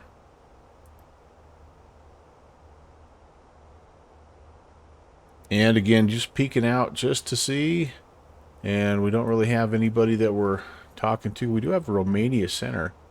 Let's tune in 122.03 and get some ATC chatter maybe here, so you don't have to just listen to me. 122.03.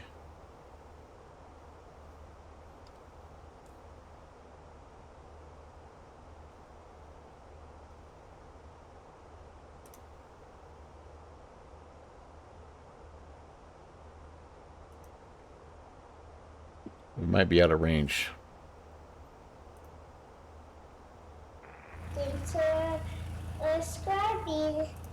Hey, there's Mike Stein.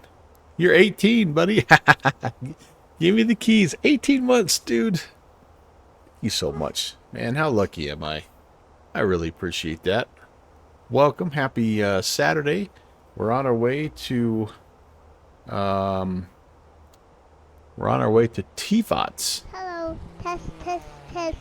Down in Montenegro. We took off a little while ago from Kastrup up here in Denmark, and we've just been kind of putzing our way down through Europe, chasing air traffic control away as we descend southbound. The ATC is just going, nope.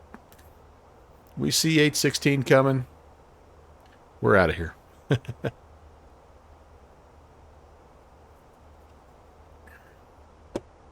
But hope you're doing well. Hope you've had a good Saturday. I have had a really good Saturday. Got out, did a bunch of stuff outside today. Checked off a bunch of things on the to-do list.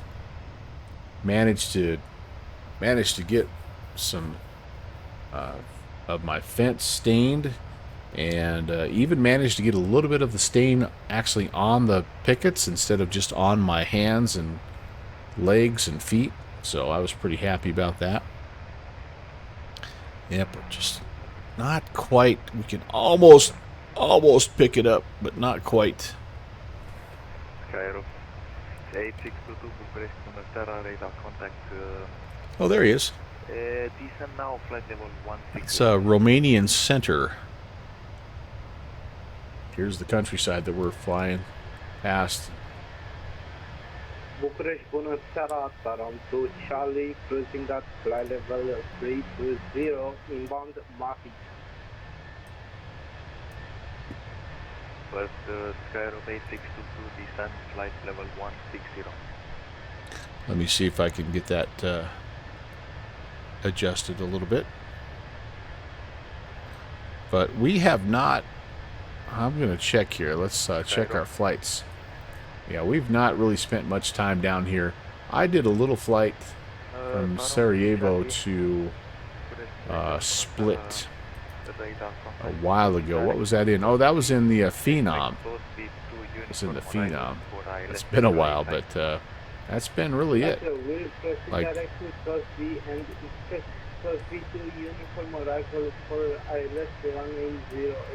done a little Bucharest to Athens, but yeah, this is a part of the world that I really want to start exploring a little bit. Poland, Hungary, Czech Republic, Austria. There was a world update not too long ago that did some work in this area, and there's some really neat airports. So we're hopeful to keep exploring here, because as you can see, it's really neat. Neat farmlands and some mountains and little villages and things like that. It's been a rainy, humid Saturday, but you've spent most of it in a glorious AC. You passed. Oh, you guys are getting a new press box at the high school football field. Oh, very nice. Yeah. Speaking of cool football-related things, you guys know who Fighty MT is, right? Well, I was talking to him last night, and he informed me that he was in Munich getting ready to call a professional American football game there for this Sport Deutschland TV.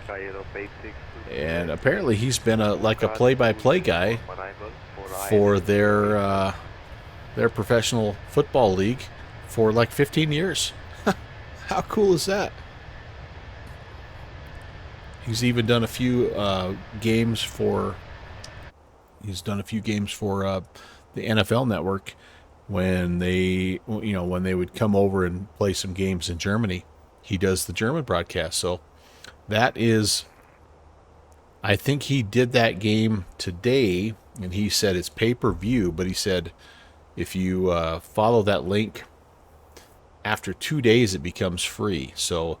I share that with you so you can go check out Fighty's play-by-play. It was it's like the Munich Vikings versus the, I don't remember what the other town was, but their mascot was the Unicorns. So I'm like, oh, please, sign me up, dude. I want to see that. But I thought that was pretty neat. You know. You just never know with people, right?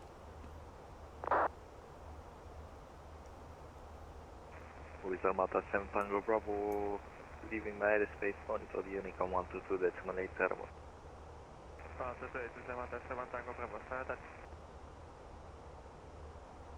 Yes, sir.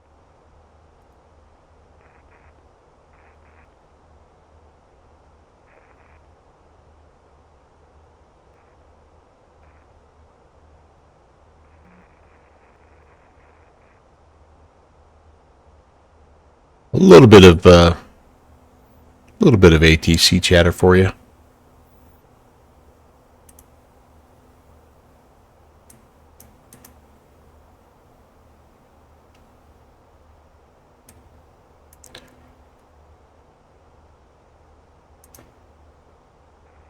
Conveniente 420, contactați turnul Topen 411 cu 8050.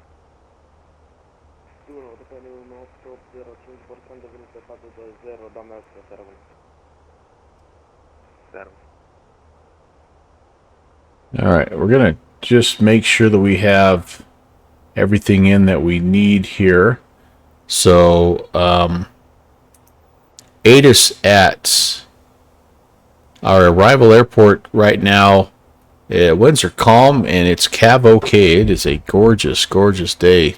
Seb just got a big round of applause for announcing in 2022 we're going to be able to walk around outside. Oh, so they're not announcing the venue until tomorrow. Is that right? Even take the checklist out with us to walk around and remove some covers. Oh my gosh. Wow. Wow. Wow. All right, very cool. QNH is 1008, so we were expecting runway 32. I think we're going to continue with runway 32 as our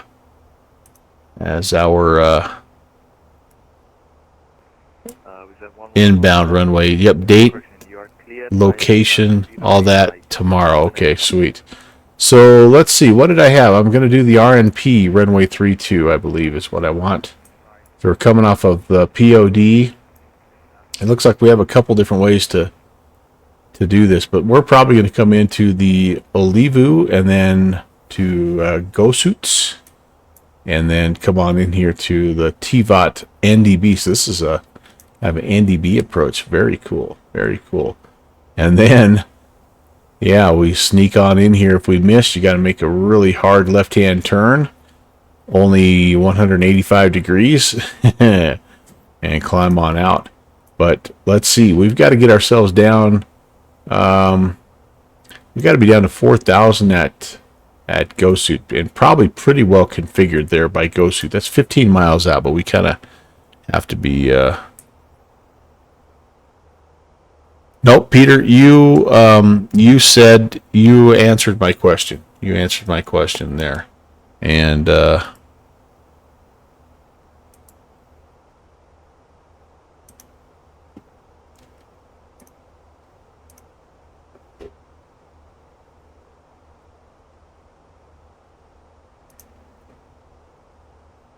there's no reason you should be listening to my ad breaks, Peter.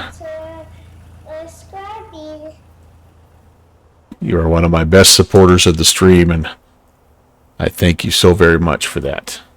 All right, so let's see. Anyway, I need to be down to 4,000. What do we need to set here? Our MDA's 1620.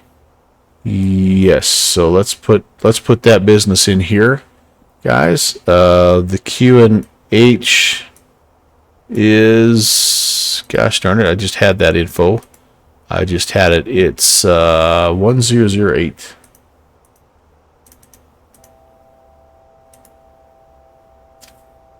Why am I getting an altitude warning? Time to descend? What's going on? Oh, I must have climbed a little bit. I'm not sure why that happened, but I had a little trouble with that in the MD-11 yesterday too. I was all over the place. That's interesting. All right, let's get back to planning here.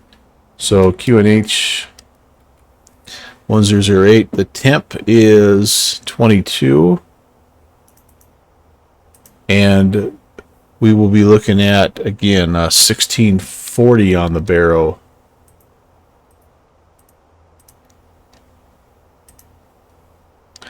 All right, that'll give us an approach speed of 137 and a landing speed of 132. Okay, let's go back here. We'll have that ready to go. And what the heck, we might as well, as long as we're here, we might as well. Peter, thank you, buddy. Like, truly, there have been a handful of people who have, encouraged me in various ways to kind of step out of my comfort zone and continue doing these streams. And actually, you and Scotty are among the tops there, so I really appreciate that. M. Stein is another one, and he's posted right now. Generous young man. Mike, flattery will get you everywhere, but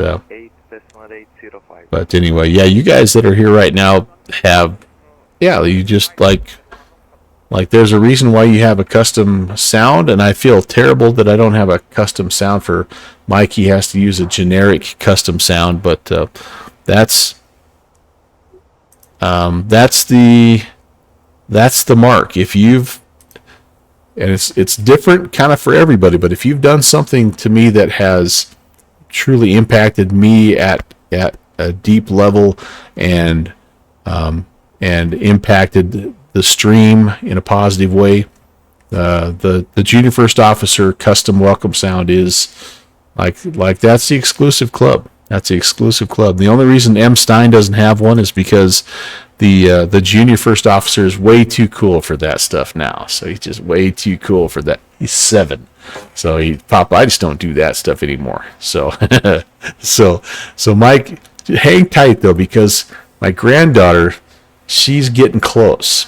She's 1 and she's starting to chatter, and so I think she might be my next the next kid I bring into the sweatshop, to to do some custom voice work.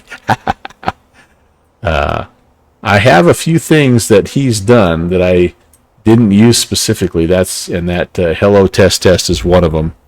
And so anyway, but the junior, yeah, I think they were somebody was calling her the junior flight engineer or something like that. So I don't know. All right, we don't. There's not a lot to this arrival, guys. We got to hit Pod Podgro Podgorica, the Podgorica BOR. We need to get down here to Sorog 250 and above 5, and then at Olivu it's 210 and above 5. So yeah, we really got to have a shutdown, and then we jump on the RNAV there. So yeah, so with any luck, Mike, I'll still be doing it in a couple of years when she's at that perfect stage, like between 3 to 5 is the window where you get all the best sound clips. So I'll be able to catch up on a few of you, like Texas One Flyboy, and there's just a few that I need to get some legit sound clips for. But yeah, that's how you know. That's how you know. We've got some awesome other people that have come in and supported the stream, which is way cool. But there's just a few of you that have done some things that have just hit at a little deeper level. So yeah, that's all I got to say about that. We're getting into some kind of cloudy weather down there. We got some traffic out ahead of us here. Let's go down here. Let's make sure that we are going to hit those marks, by the way. So Sorog above 5,000 and 250. Okay, that's that. The speed's not right though, so I need to change the speed. 250 slash. Let's put that in there and insert it. Okay, that's good. And then 210 at Olivo. Whoops, it took that off. All right, so we might. This is interesting because it has the limit right above it at 250, and yet we got 266 in the McDo here. So we're probably going to have to go manual speed and just make sure that we're down at 250 there. Maybe shortly after we make the turn from Podgorica, because we've got about 15 miles to run. So can we slow down from 319 to 250 at that point in time? Yeah, probably. I don't know. We'll see. We'll see.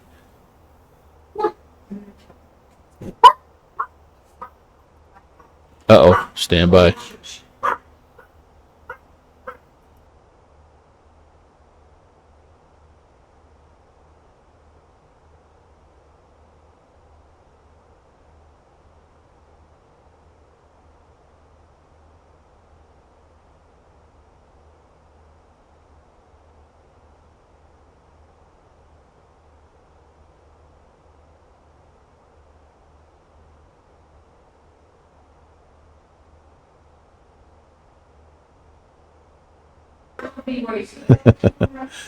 All right. We're good. We're good.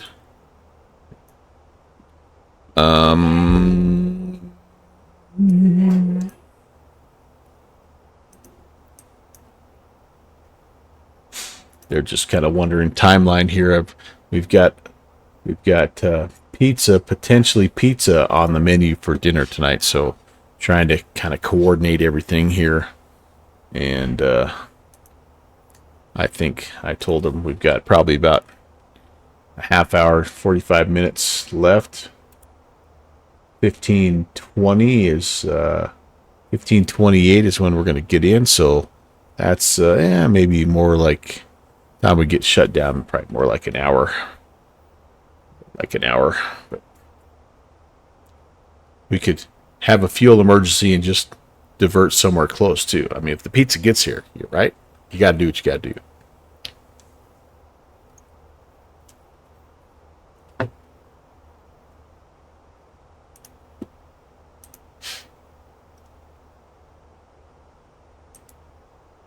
So All right. So what was the big working title announcement, guys? What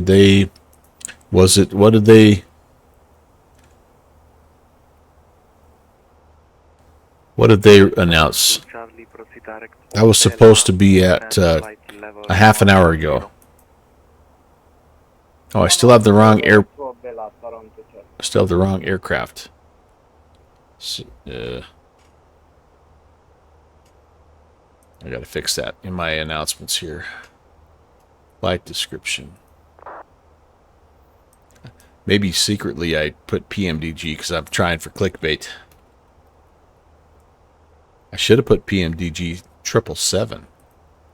Yeah, I could have suckered people in. That's coming out Tuesday? Is that right? Tuesday?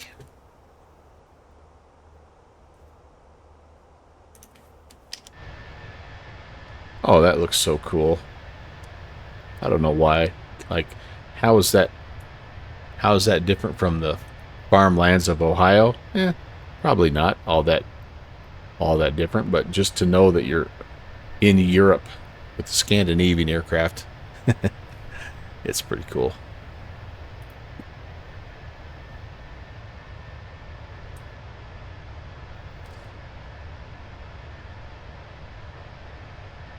Yep, I don't know. Are you anybody out there grabbing the 777? I'm on the fence.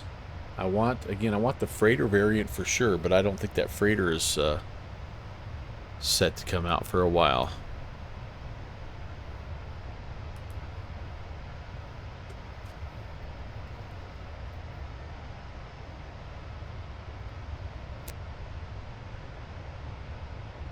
The one I'm really excited about, in addition to that 727, is the fact that A2A is working on that Aerostar. Scotty, you're on the fence too. Not sure if you'll fly it enough to justify it. Yeah, it's meant for the long haul, right? And I mean, even this flight, 2 hours and 20 minutes, like that's a pretty long stream to fly just one leg.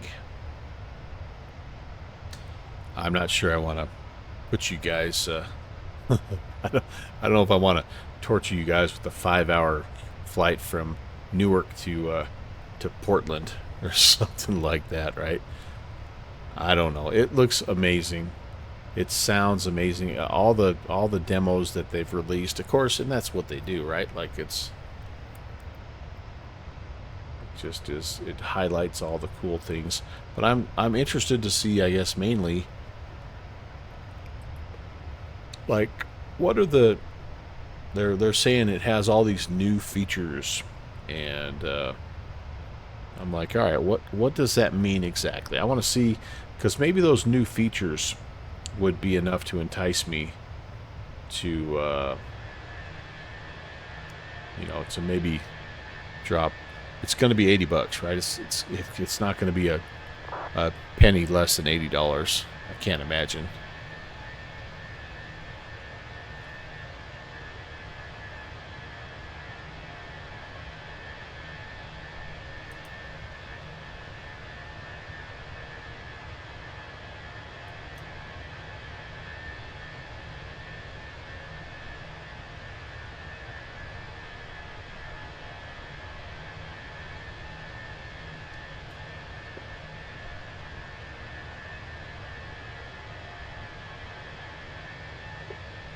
But now that I know that the 727 is looking at end of July, I'm almost wondering, shoot, maybe maybe save your money and just grab that guy when it comes out. Scotty, I'm also curious about that. If there's some really neat new things, like apparently they've done some different things in the flight bag. Will those things make it over to the 7.3? I would think that would make sense, but I don't know. Like, maybe it's not a possibility. I know one of the things I saw on, trying to find it while I'm talking to you guys, but one of the things I could have swore I saw was a little bit of engine shake. And I don't know if I was just seeing things or wanting to see things, or but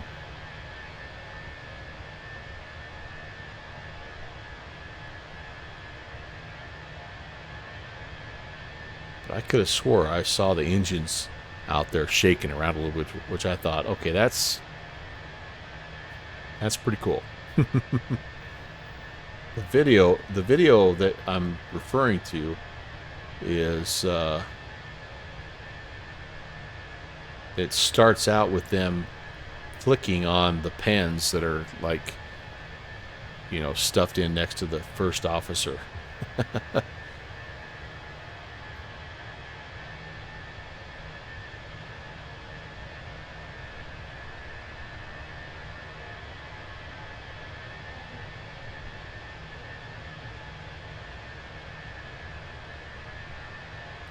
Yeah, I can't find it. It's okay. So again, did anybody see what was the working title announcement? Or was that just them trying to hype us up? Because they got me hyped up.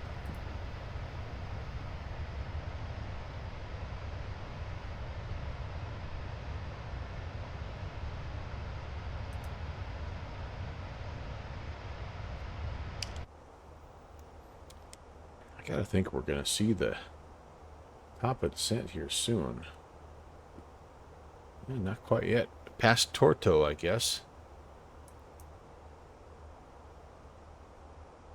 And any ATC yet? No, not quite. Just our Romania center. Everybody else is going to bed. Turkey's coming online. That's pretty cool. Yeah, pretty much all of Europe is now in bed. Chris! Yeah! We're not gonna... I don't think we're gonna do the circling approach. We're just gonna shoot the LPV here.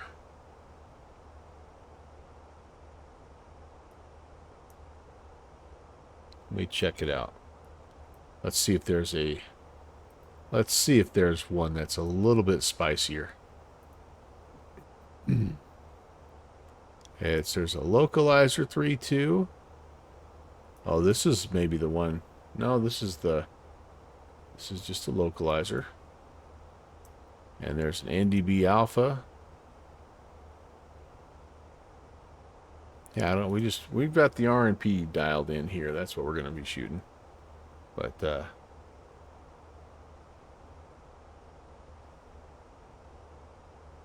beautiful day.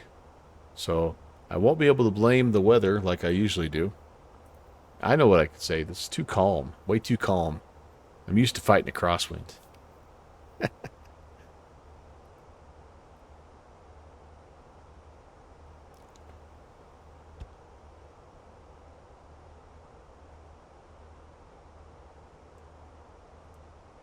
Hope you're doing well, though. Beethoven, thanks for coming in. Great to see you, as always. We're just kind of buzzing down here without ATC. And just sort of...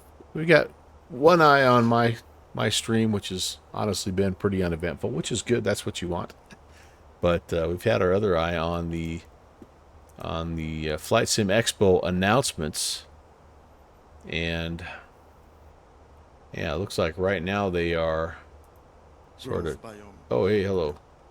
I got the devs up now, so I'm not sure. I'm not sure what they're doing here, but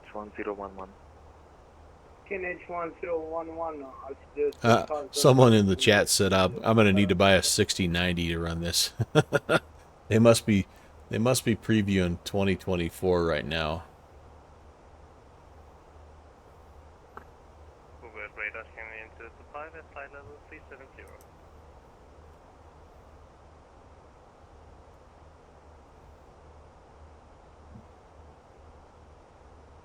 It looks pretty stunning. 225 Bucharest, radar, correction, set squawk 1000. It looks pretty incredible. Squawk 1000, scanning into the 5. Will the city lights reflect off the clouds or not? Somebody just asked that. Oh my lord. Come on. You should be taking advantage of that FSA membership and watching it. Yeah, you know, it's been kind of nice. It really has been. And I would be showing it to you, but I kind of feel like there might be a little bit of a copyright sort of. It's a bit of a gray area. Plus, I just don't think it's like not very ethical to do that. So, and then again, like it,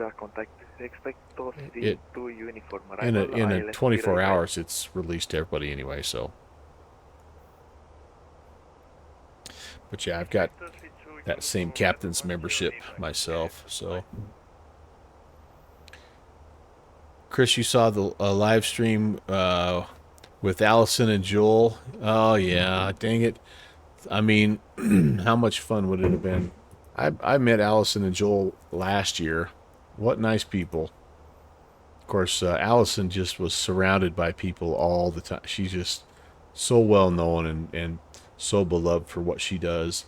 Joel was still a little under the radar last year, but I think now people are also figuring out that that guy is pretty doggone entertaining. He's good at what he does.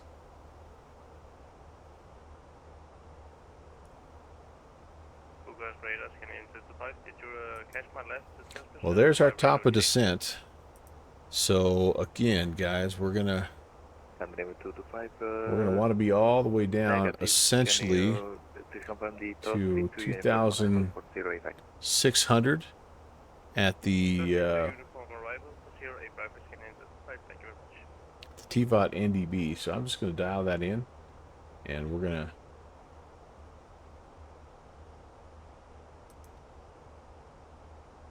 just shoot for our marks on the way down. And with any luck, we'll end up pretty close.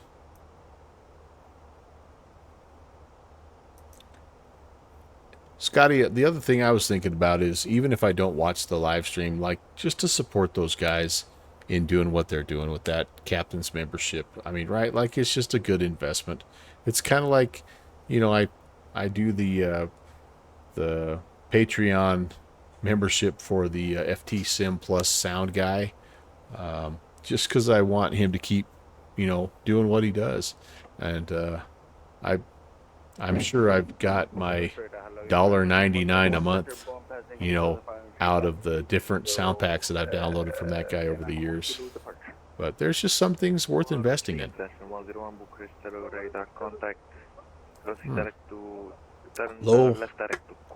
Low beverage warning light just came on, guys.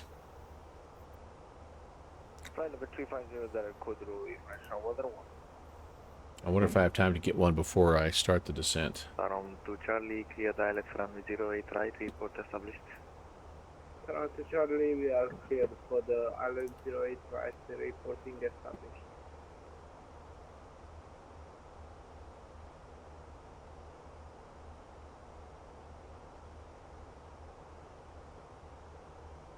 $22,030. That's that Romanian control or center, whatever they call themselves, radar, maybe over here. We've just been monitoring that guy. We should just be on 2280 here. Let's see if we can just monitor him as we're coming in. Kind of giving us a little bit of background chatter there, so you don't have to just listen to me drone on and on and on and on and on and on and on. What they give you too, and with how they support others makes it worthwhile. Yeah, and the extra support, yeah, for sure. Scotty, have you been to one of these before? Last year was the first time I had ever gone.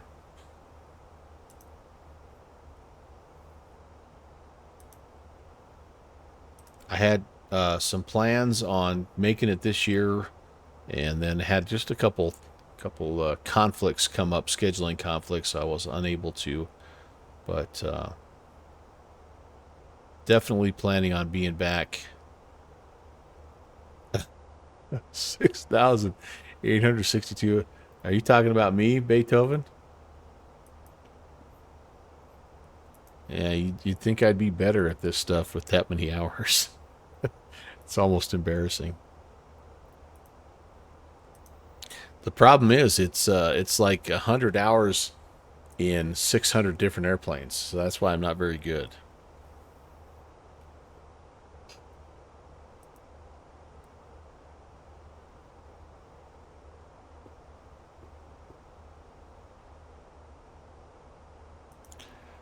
You were all set to go in 2020. Yeah. I'm really keen to see what they decide, like where it's going to be held next year. And I really am.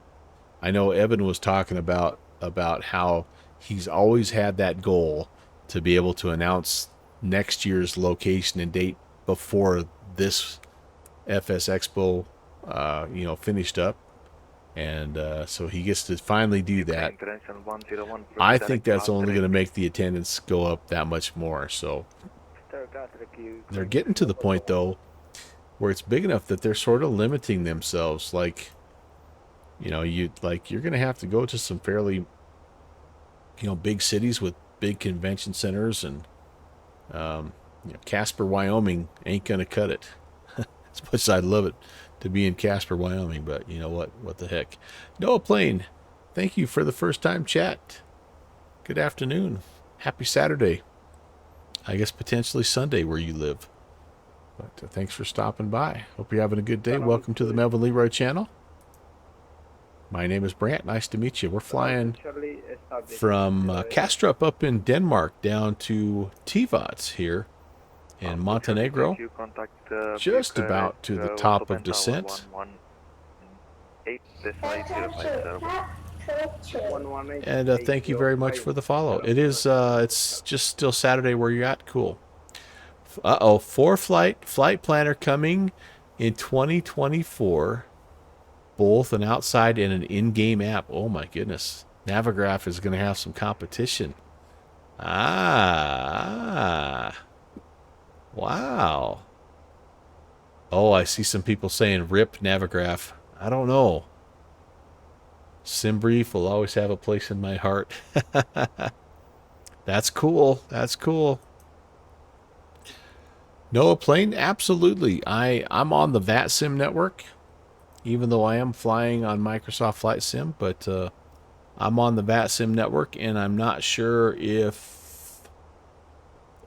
I'm not sure where you're going to be able to join me, but here's kind of where I'm at. I'm right next to Belgrade right now, heading down here to Montenegro, and certainly if you want to fly along, I don't really do like the group flight thing where everybody's sort of flying next to me, hovering around it, but if you want to hop in and plan a flight, we can kind of head into Montenegro together. That'd be awesome. I do like doing that, and I've got some friends that will do that with me every now and again. But again, I may be a little late because we're about to hit the top of drop, and this unfortunately will be I'm going to be a one and done guy today. What's my ID? I don't know. What is my ID? How do I find that? 3773 Melvin Leroy. 3773. So I guess, yeah, you can spawn in kind of in my neck of the woods. Again, I would just ask though that we're not a flight of two, so if you come in here, let's try to get some realistic spacing so we can kind of come down here. It's my first time into Montenegro, so I need plenty of room. I'll probably have to be going around here as well, but yeah, my first time into Tivat. Looking forward to it. Really looking forward to it.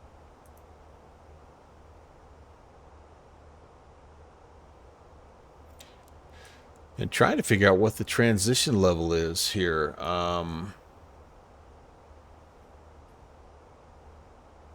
Beethoven, you've been with Black Box for some time this afternoon, and he is an ATPL pilot certified for the 777.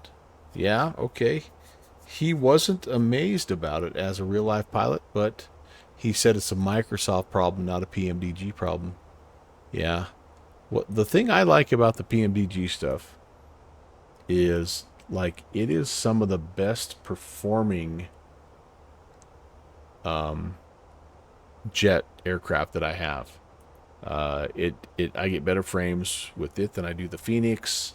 Well, I guess the any builds it's not even a comparison, and it's really super feature rich. Oh, he's also 787 certified. Cool. So that 777 that's going to be interesting. If I knew that the 72, well, I shouldn't say that way. If I didn't know about the 727 coming out at the end of July,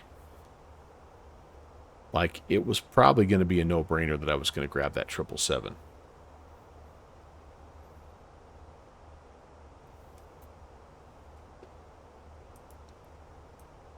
But, and it's a big but.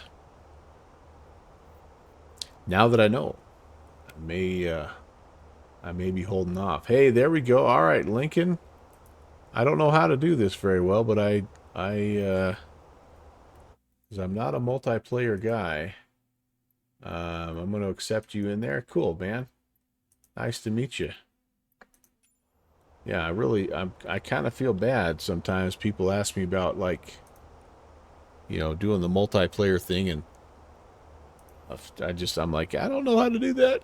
I should know I know because that's one of the things about Microsoft Flight Sim that's cool, but I just always just do my flights on VATSIM anyway, so. Scandinavian 225, proceed direct Obela. When ready, descend level 110. Okay, well, very nice. Alright, Obela, when ready, descend 110, scanning into the flight. I think we should be good to go then.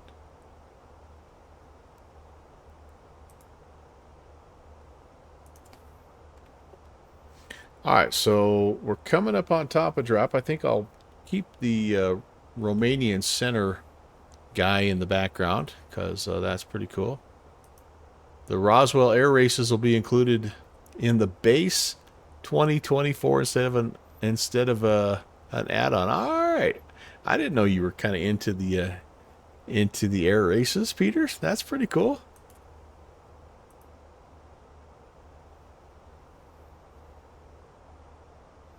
Get over there and hunt for aliens. Nice.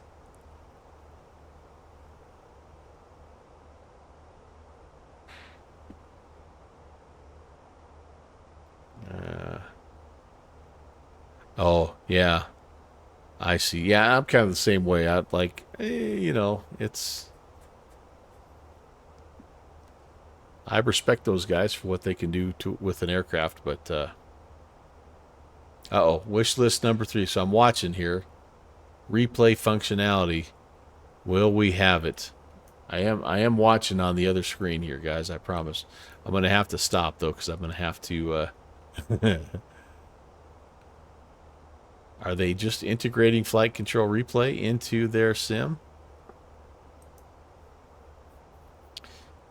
Microsoft Flight Sim is sounding more and more like X-Plane used to sound, where they're including the community in their development, which I think is a great thing. I'm a big fan of open source, community involvement. I think it's a huge thing. You just sent a group invite. Okay. What's a group invite? Does that mean I'm going to have a group of people that want to fly or what?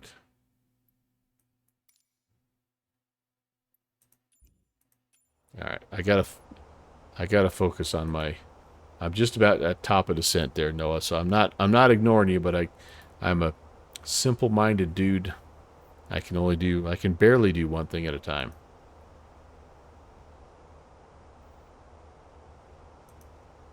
In fact, let's do this. We're gonna turn him off, and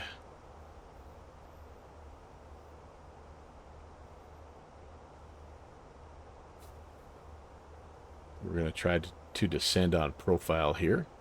See if we can make our way down. Thanks again, guys, for coming out, hanging out with me on a Saturday. It's been a lot of fun. Been a really relaxing day. Hopefully it's not been too boring for you.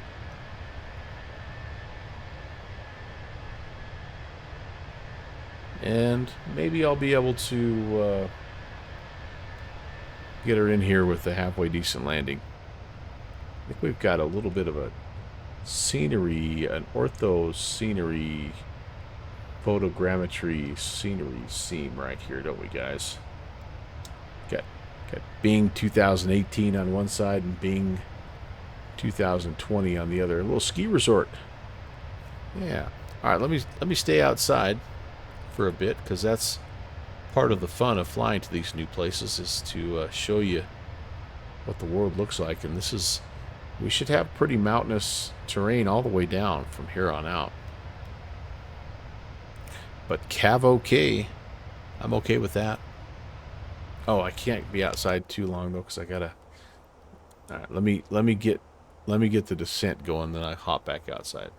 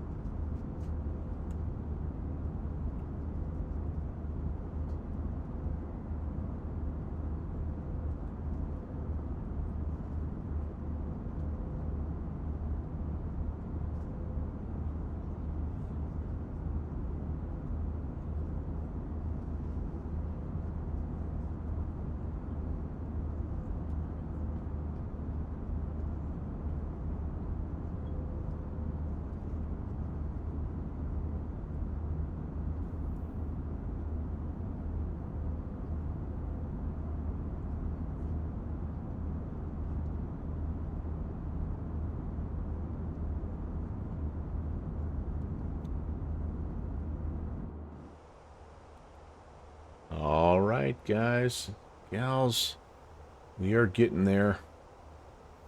We are getting there. There's top of descent.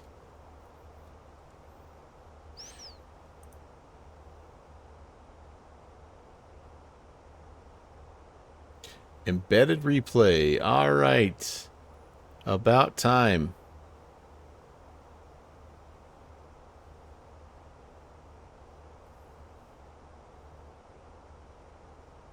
That's awesome. I'll even toss a couple of hearts into the replay here myself.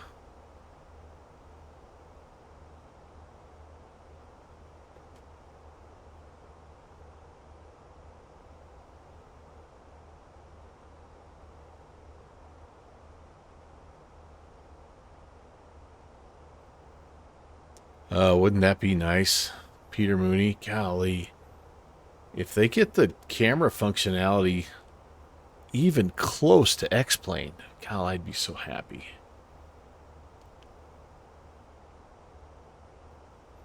Man, oh man. I would be really happy.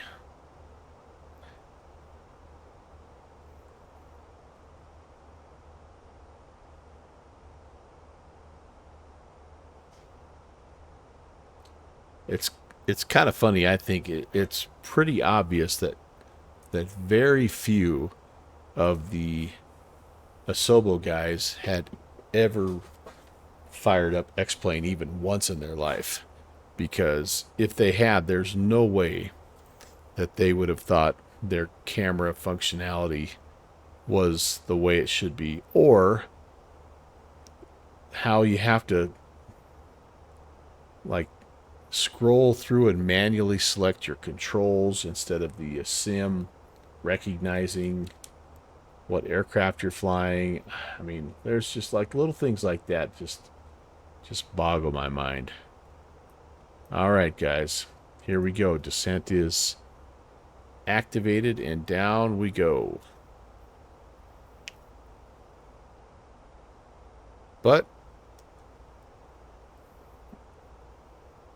again, they've got a chance here in 2024 to kind of work on that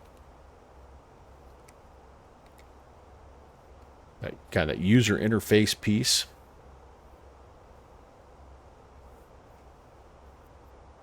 And hopefully it'll be improved. Replay is one step in the right direction. I mean, heck, the X-plane replay doesn't work half the time anyway, or even more. So,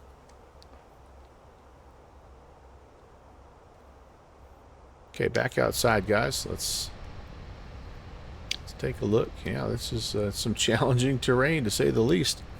And we're gonna have a little Adriatic Sea also coming in here, which will be fun.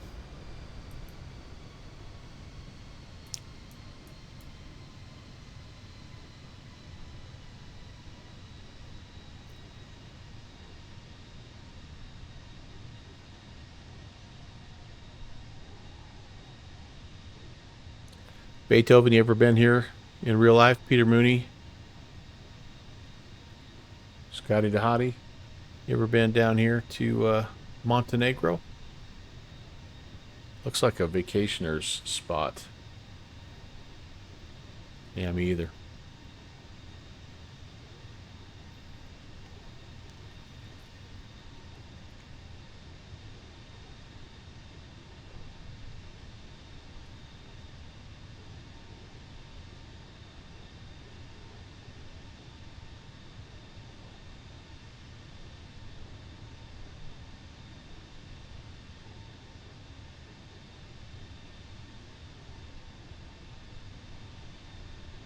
This looks like it'd be a bush pilot's paradise too. I wonder if there's some bush strips down here.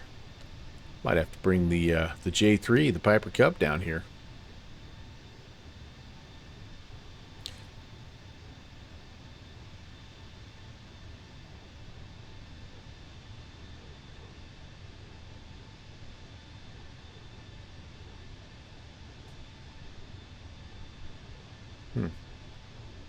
Beautiful.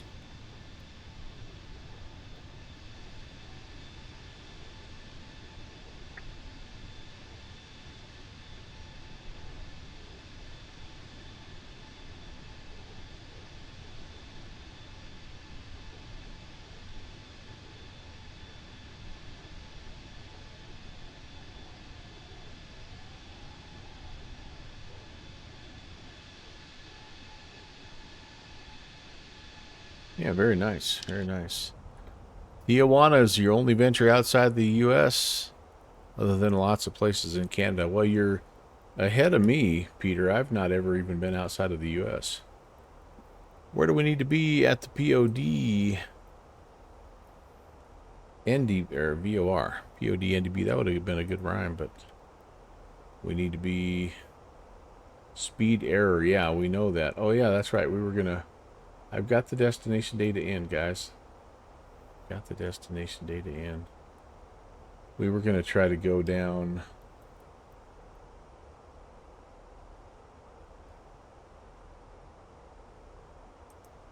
I wonder if it'd be worth trying to slow down a little bit right now to try to maybe get to 250.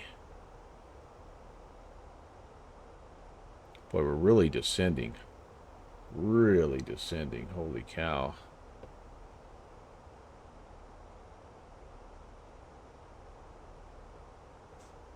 Let's see if we can mellow out our descent a little bit here.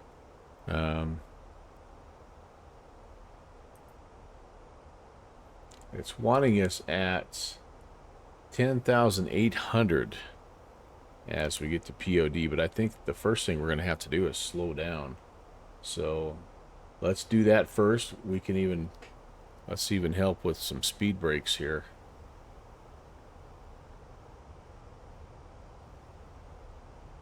Let's get to 250 first, and then we'll start back down the hill here. I think we can get down to our altitude okay. The biggest thing is we've got to be down to 4,000 at GoSuit and kind of start to get configured as we're heading in there. I need drag, yes indeed. Isn't Canada like an hour? Well, it's not that far. It really isn't. I just have never really had a reason, like I'd love to go to several places in Canada. I really don't care about going to Mexico, but my wife kind of wants to take a cruise and do the Caribbean thing, and so, I don't know. I'd like to take a cruise, actually, either up the west coast of British Columbia into Alaska, or even over to like Norway or something like that. But I don't know. As we get a little older and we kind of slow down a little bit, I think we have time to do more of that kind of thing. But right now, as sometimes happens, right? Life gets a little busy, and you just gotta sort of put that stuff off for a little bit. All right, well, we're back on, not quite on course. There's where we rejoin the nav path, so we're going to be a little high at POD here, it looks like, but we're doing the best we can, guys. Got full boards, and let's do a little descent checklist. We're going to go ahead and go auto brakes, or medium auto brakes tonight. Our QNH again was 1008, and so I think I can pre-arm that. Can I not? No, I can't. We're going to just dial it up right now. I don't know what the transition altitude is. So we're just going to roll with it here.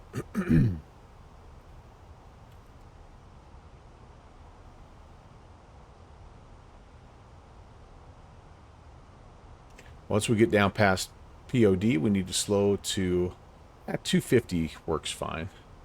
And then, yeah, 250 until we turn to GoSuit. Might even just get rid of that discontinuity. Let's just go straight to it. Uh-oh. That says something disconnecting on me.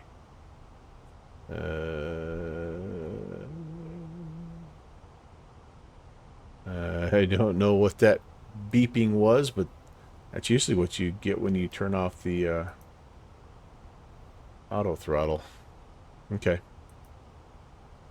Well, we're at 250. I'm happy with that. We're just high, so we just have to make sure we're going to end up down where we need to be at Sorog 72. I feel like we're going to be okay. There's our top of descent indicator, and that's set at 2,600, so we're in good shape. We're in good shape. Mike, you are all right? Anything crazy since they announced the replay integration of the replay tool? I'm looking forward to going back myself and watching this later on as well.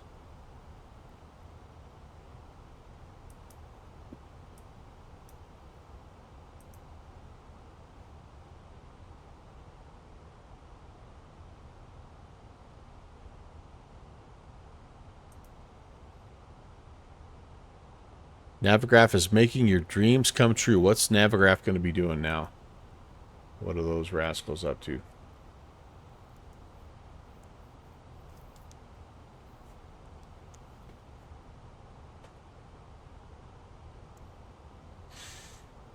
Okay, making that turn onto the arrival. This is what we're looking at, you guys. Orbix is adding vertical obstacles. It's adding, kind of like adding We Love VFR. Nice. They're integrating VATSIM traffic and ATC coverage. Oh, that would be, yes, because then you wouldn't have to run a separate VAT tracker or Volanta. That would be cool. That would be really cool.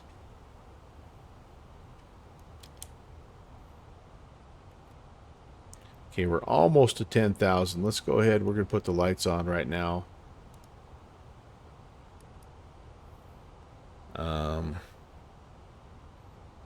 Yep. Here's the one thing that Volanta still does that I like, is it shows me where I have my upgraded airports, my non-default airports, and that's important in the flight planning process. All right, I got to slow down some more, guys. I got to get the flap speed here, so we're going to go to 230. I'm maybe a little early for that, but we need to be at Olivu at 5,000 feet, and so I think I'm feeling okay about that. And there's our top of descent, or our bottom of descent, and we need to be at the TAZ NDB 2600. So yeah, we're in great shape as far as that goes. Beautiful. I love it. I love it, because now I can go flaps 1, and I think I can take my speed brake off, and we can be okay. Should we just, let's go 220 just to make sure we stay below. Tivat traffic, Scandinavian 816 out of 9,000, just east of the airfield, the inbound runway 32, Tivat traffic.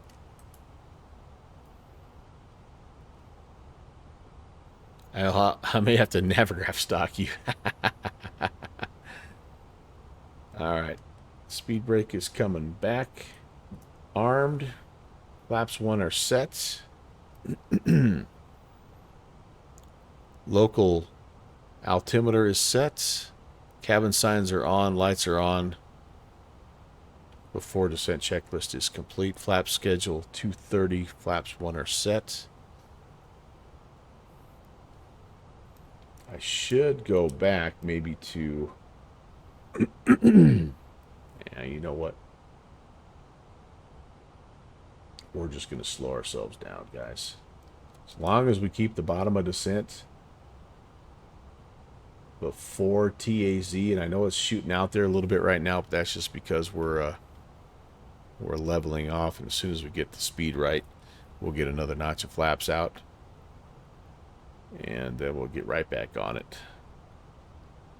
Airport is not yet in sight. Man, what a beautiful place. Holy cow. Okay. Speed is checked. Flaps 2.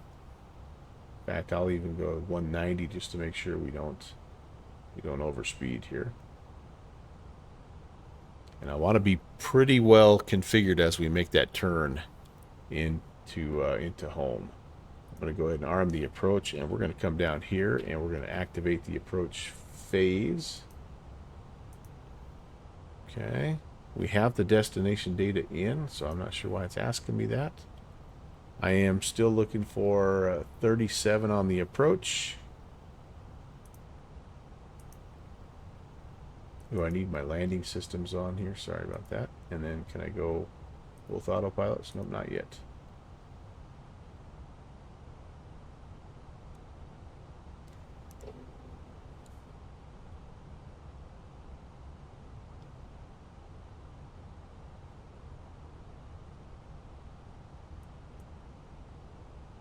We're going to hit Olivu. We're going to make that turn for home. And we... why are we not? Oh, we are descending, but we're not. We should need to be at 5,000. Well, above 5,000 here at Olivu. So we're okay. We need to get down to 2,600 at the TAZ NDB. So we're doing all right now. Tivat traffic, Scandinavian 816 is turning inbound runway 32. Tivat traffic. Oh my lord. Goodness sakes. Goodness sakes. Yeah, we need... Give me some of that. Wow. That's cool. That's cool.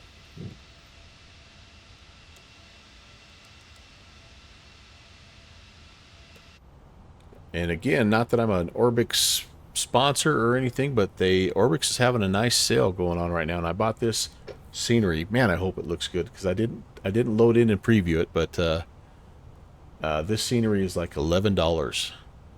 This airport, I should say, is like $11. You'll see me at the beach. Deal, man. I'll be there.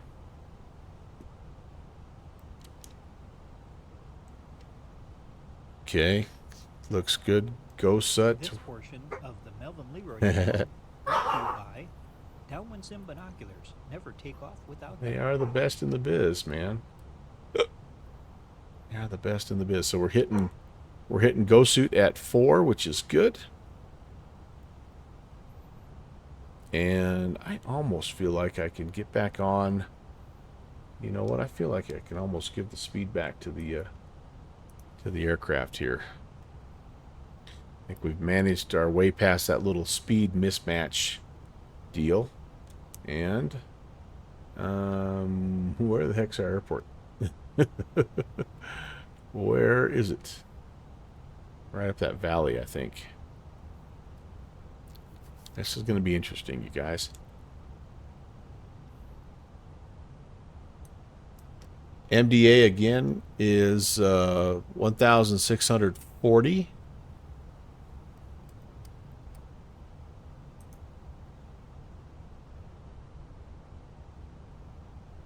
I'll dial that down and we'll just kind of make our way down here. And what are we? I think we're about a GoSut is a 15-mile final. All right, beautiful. I like to be fully configured by the TAS NDB, which is 7.5. So that's coming up here. Let's go ahead and go flaps 3, and I'm going to put gear down.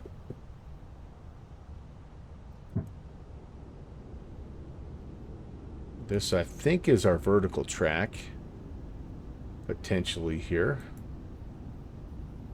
And I'm going to go flaps full. The approach speed is 137. We're a little early to be all the way down to this here, guys, to be honest with you. We're 10-mile final. But that's okay. We'll just let it kind of settle in here. Fully configured, lights on, auto brake set, gear down 3 green.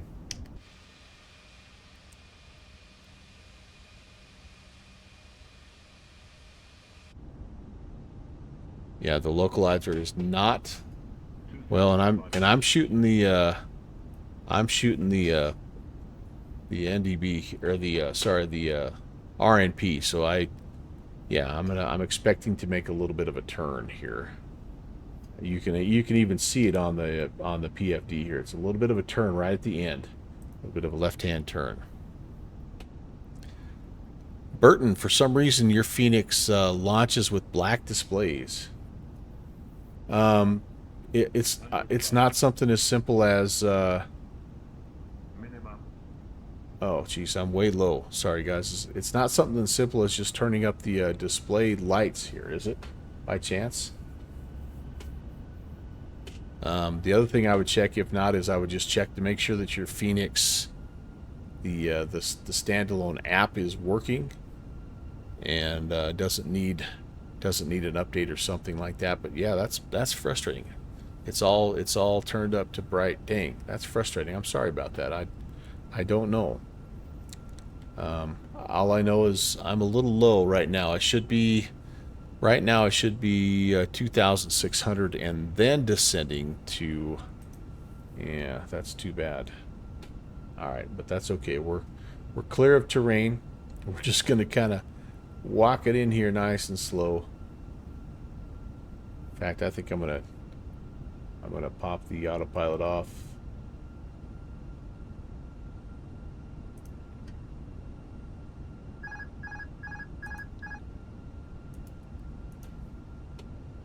Just kind of rock and roll right on in here. I see the runway. And I got the ad brake going. Perfect timing. Tivat traffic, Scandinavian 816 is 5-mile final, runway 32. Tivat traffic. Tivat, sorry. Visual approach, baby, that's right. Might even swing it a little bit to the right here, just to help myself line up. Not quite the visual. I should have taken over sooner because it dropped me down kind of low a little bit early, but that's okay. If you're over here, yeah, you're interested. You're looking out that window, but what's nice is it is Cav OK, so this is for you know, flying into this place for the very first time. This is definitely the way to go. Field in sight, yep. If we go missed, we climb to 4,500, by the way. And we have to make ourselves a wicked hard left-hand turn. So I'll be ready to go. But that's not in the plans today, boys. I think we're going to be all right.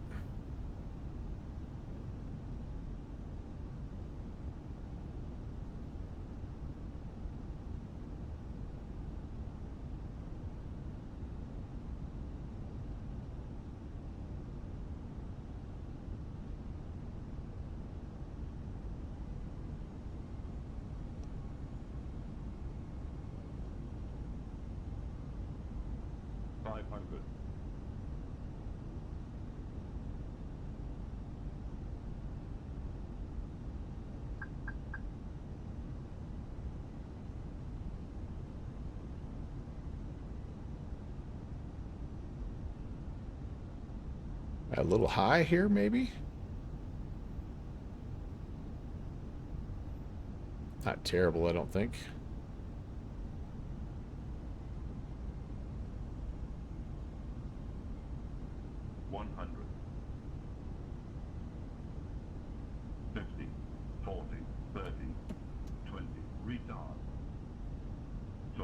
Yeah, I kind of slipped a little to the right. Loady. Loady. Loady. And we're down. Oh, a little bit of a scenery stutter there, but we are down. And reversers. Green.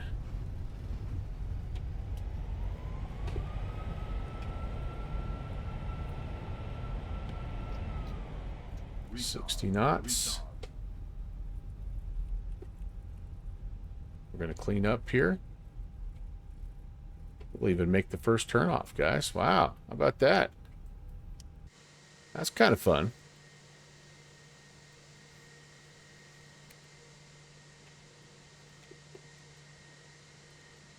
Let's get a little bit better view here, guys.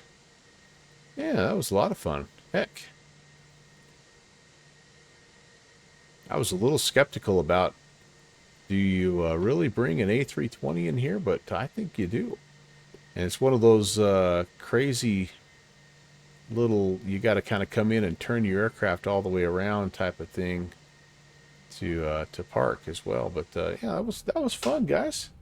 It was a lot of fun. All right, runway turn off lights can come off. Landing lights are off. Taxi lights are off. Strobe lights are off. We could get the APU going here as well. We'll take it down. I have no idea which stand. How about stand 3? What do you think, guys? That looked like a good stand.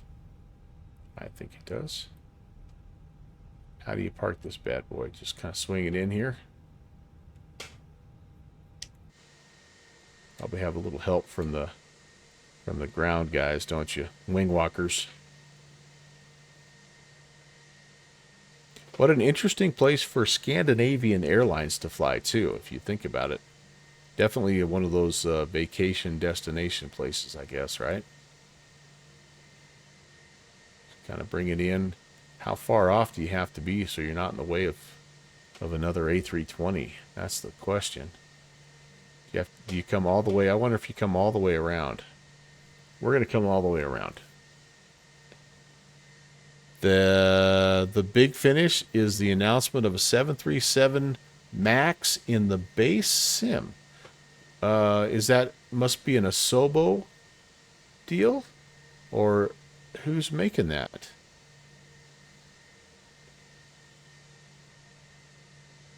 Better is the circling approach. I guess Beethoven, I don't know. Chris, I don't know which one that is.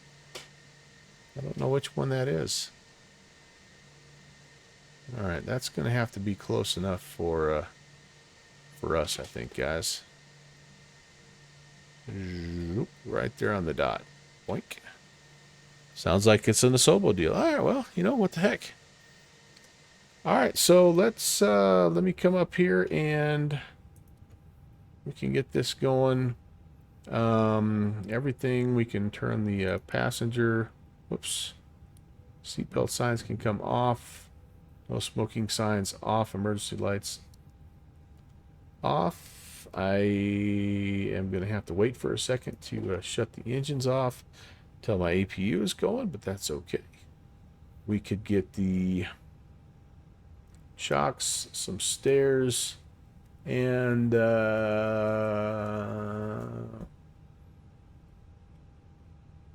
know what? Get the APU in here, or the GPU in here. Don't even need to worry about this guy. Boom. External power's on. That way we can come down here. We can turn these guys off. Yeah, we can start the deboarding process. Right there and right there. Do I have a little bit of a little air stair there? But yeah, this is kind of neat. Let me show you around, guys. And again, this is an Orbix scenery. And on sale right now for like $11. And it is just definitely your picturesque little tucked into the hillside next to the Adriatic Sea. You know, just your basic airport. No big deal. One way in, I think one way out. No, maybe not. Maybe you depart 3-2. But yeah, it has a few things. I'm not sure how much of this is the airport, how much of this is just default Microsoft now, but I don't know. It'd be probably worth hey, thanks for the cheer bits there, M. Stein. Appreciate that. Oh boy, the parking lot's full. Might be worth heading over to Orbix and checking things out if you have had your eyeballs on a oh, they even got some of the terminal modeled here. Nice. Yeah, but if you've had like your eye on a scenery, you know, maybe now's the time to buy. I'm not doing a very good job of showing you guys this. But there's some inside the terminal. Oh, some animation inside the terminal even. Yeah, very cool. Oh, you can, I do like this, where you can actually see. Oh, look at that. Hold on. Can I get it? The board is there. Nice. That's awesome. That's awesome. Can we see our plane? That's the question. Where's our plane at? Oh, it's over here. Oh, can I get back in? Oh, so let me see if I can. There's the baggage area. There's some kiddos checking it out. Oh, you got a nice little patio area you can go out to. Wow. That's cool. And you can see our airplane out there. Nice.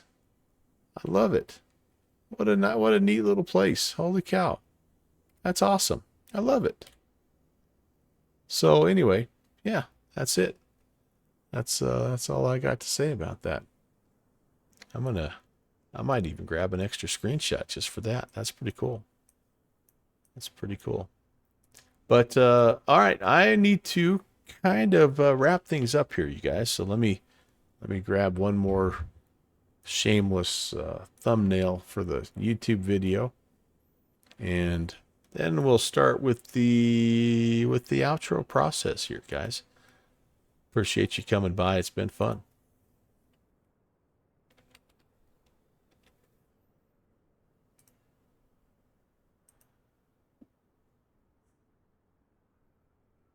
So on-screen celebration, I don't know.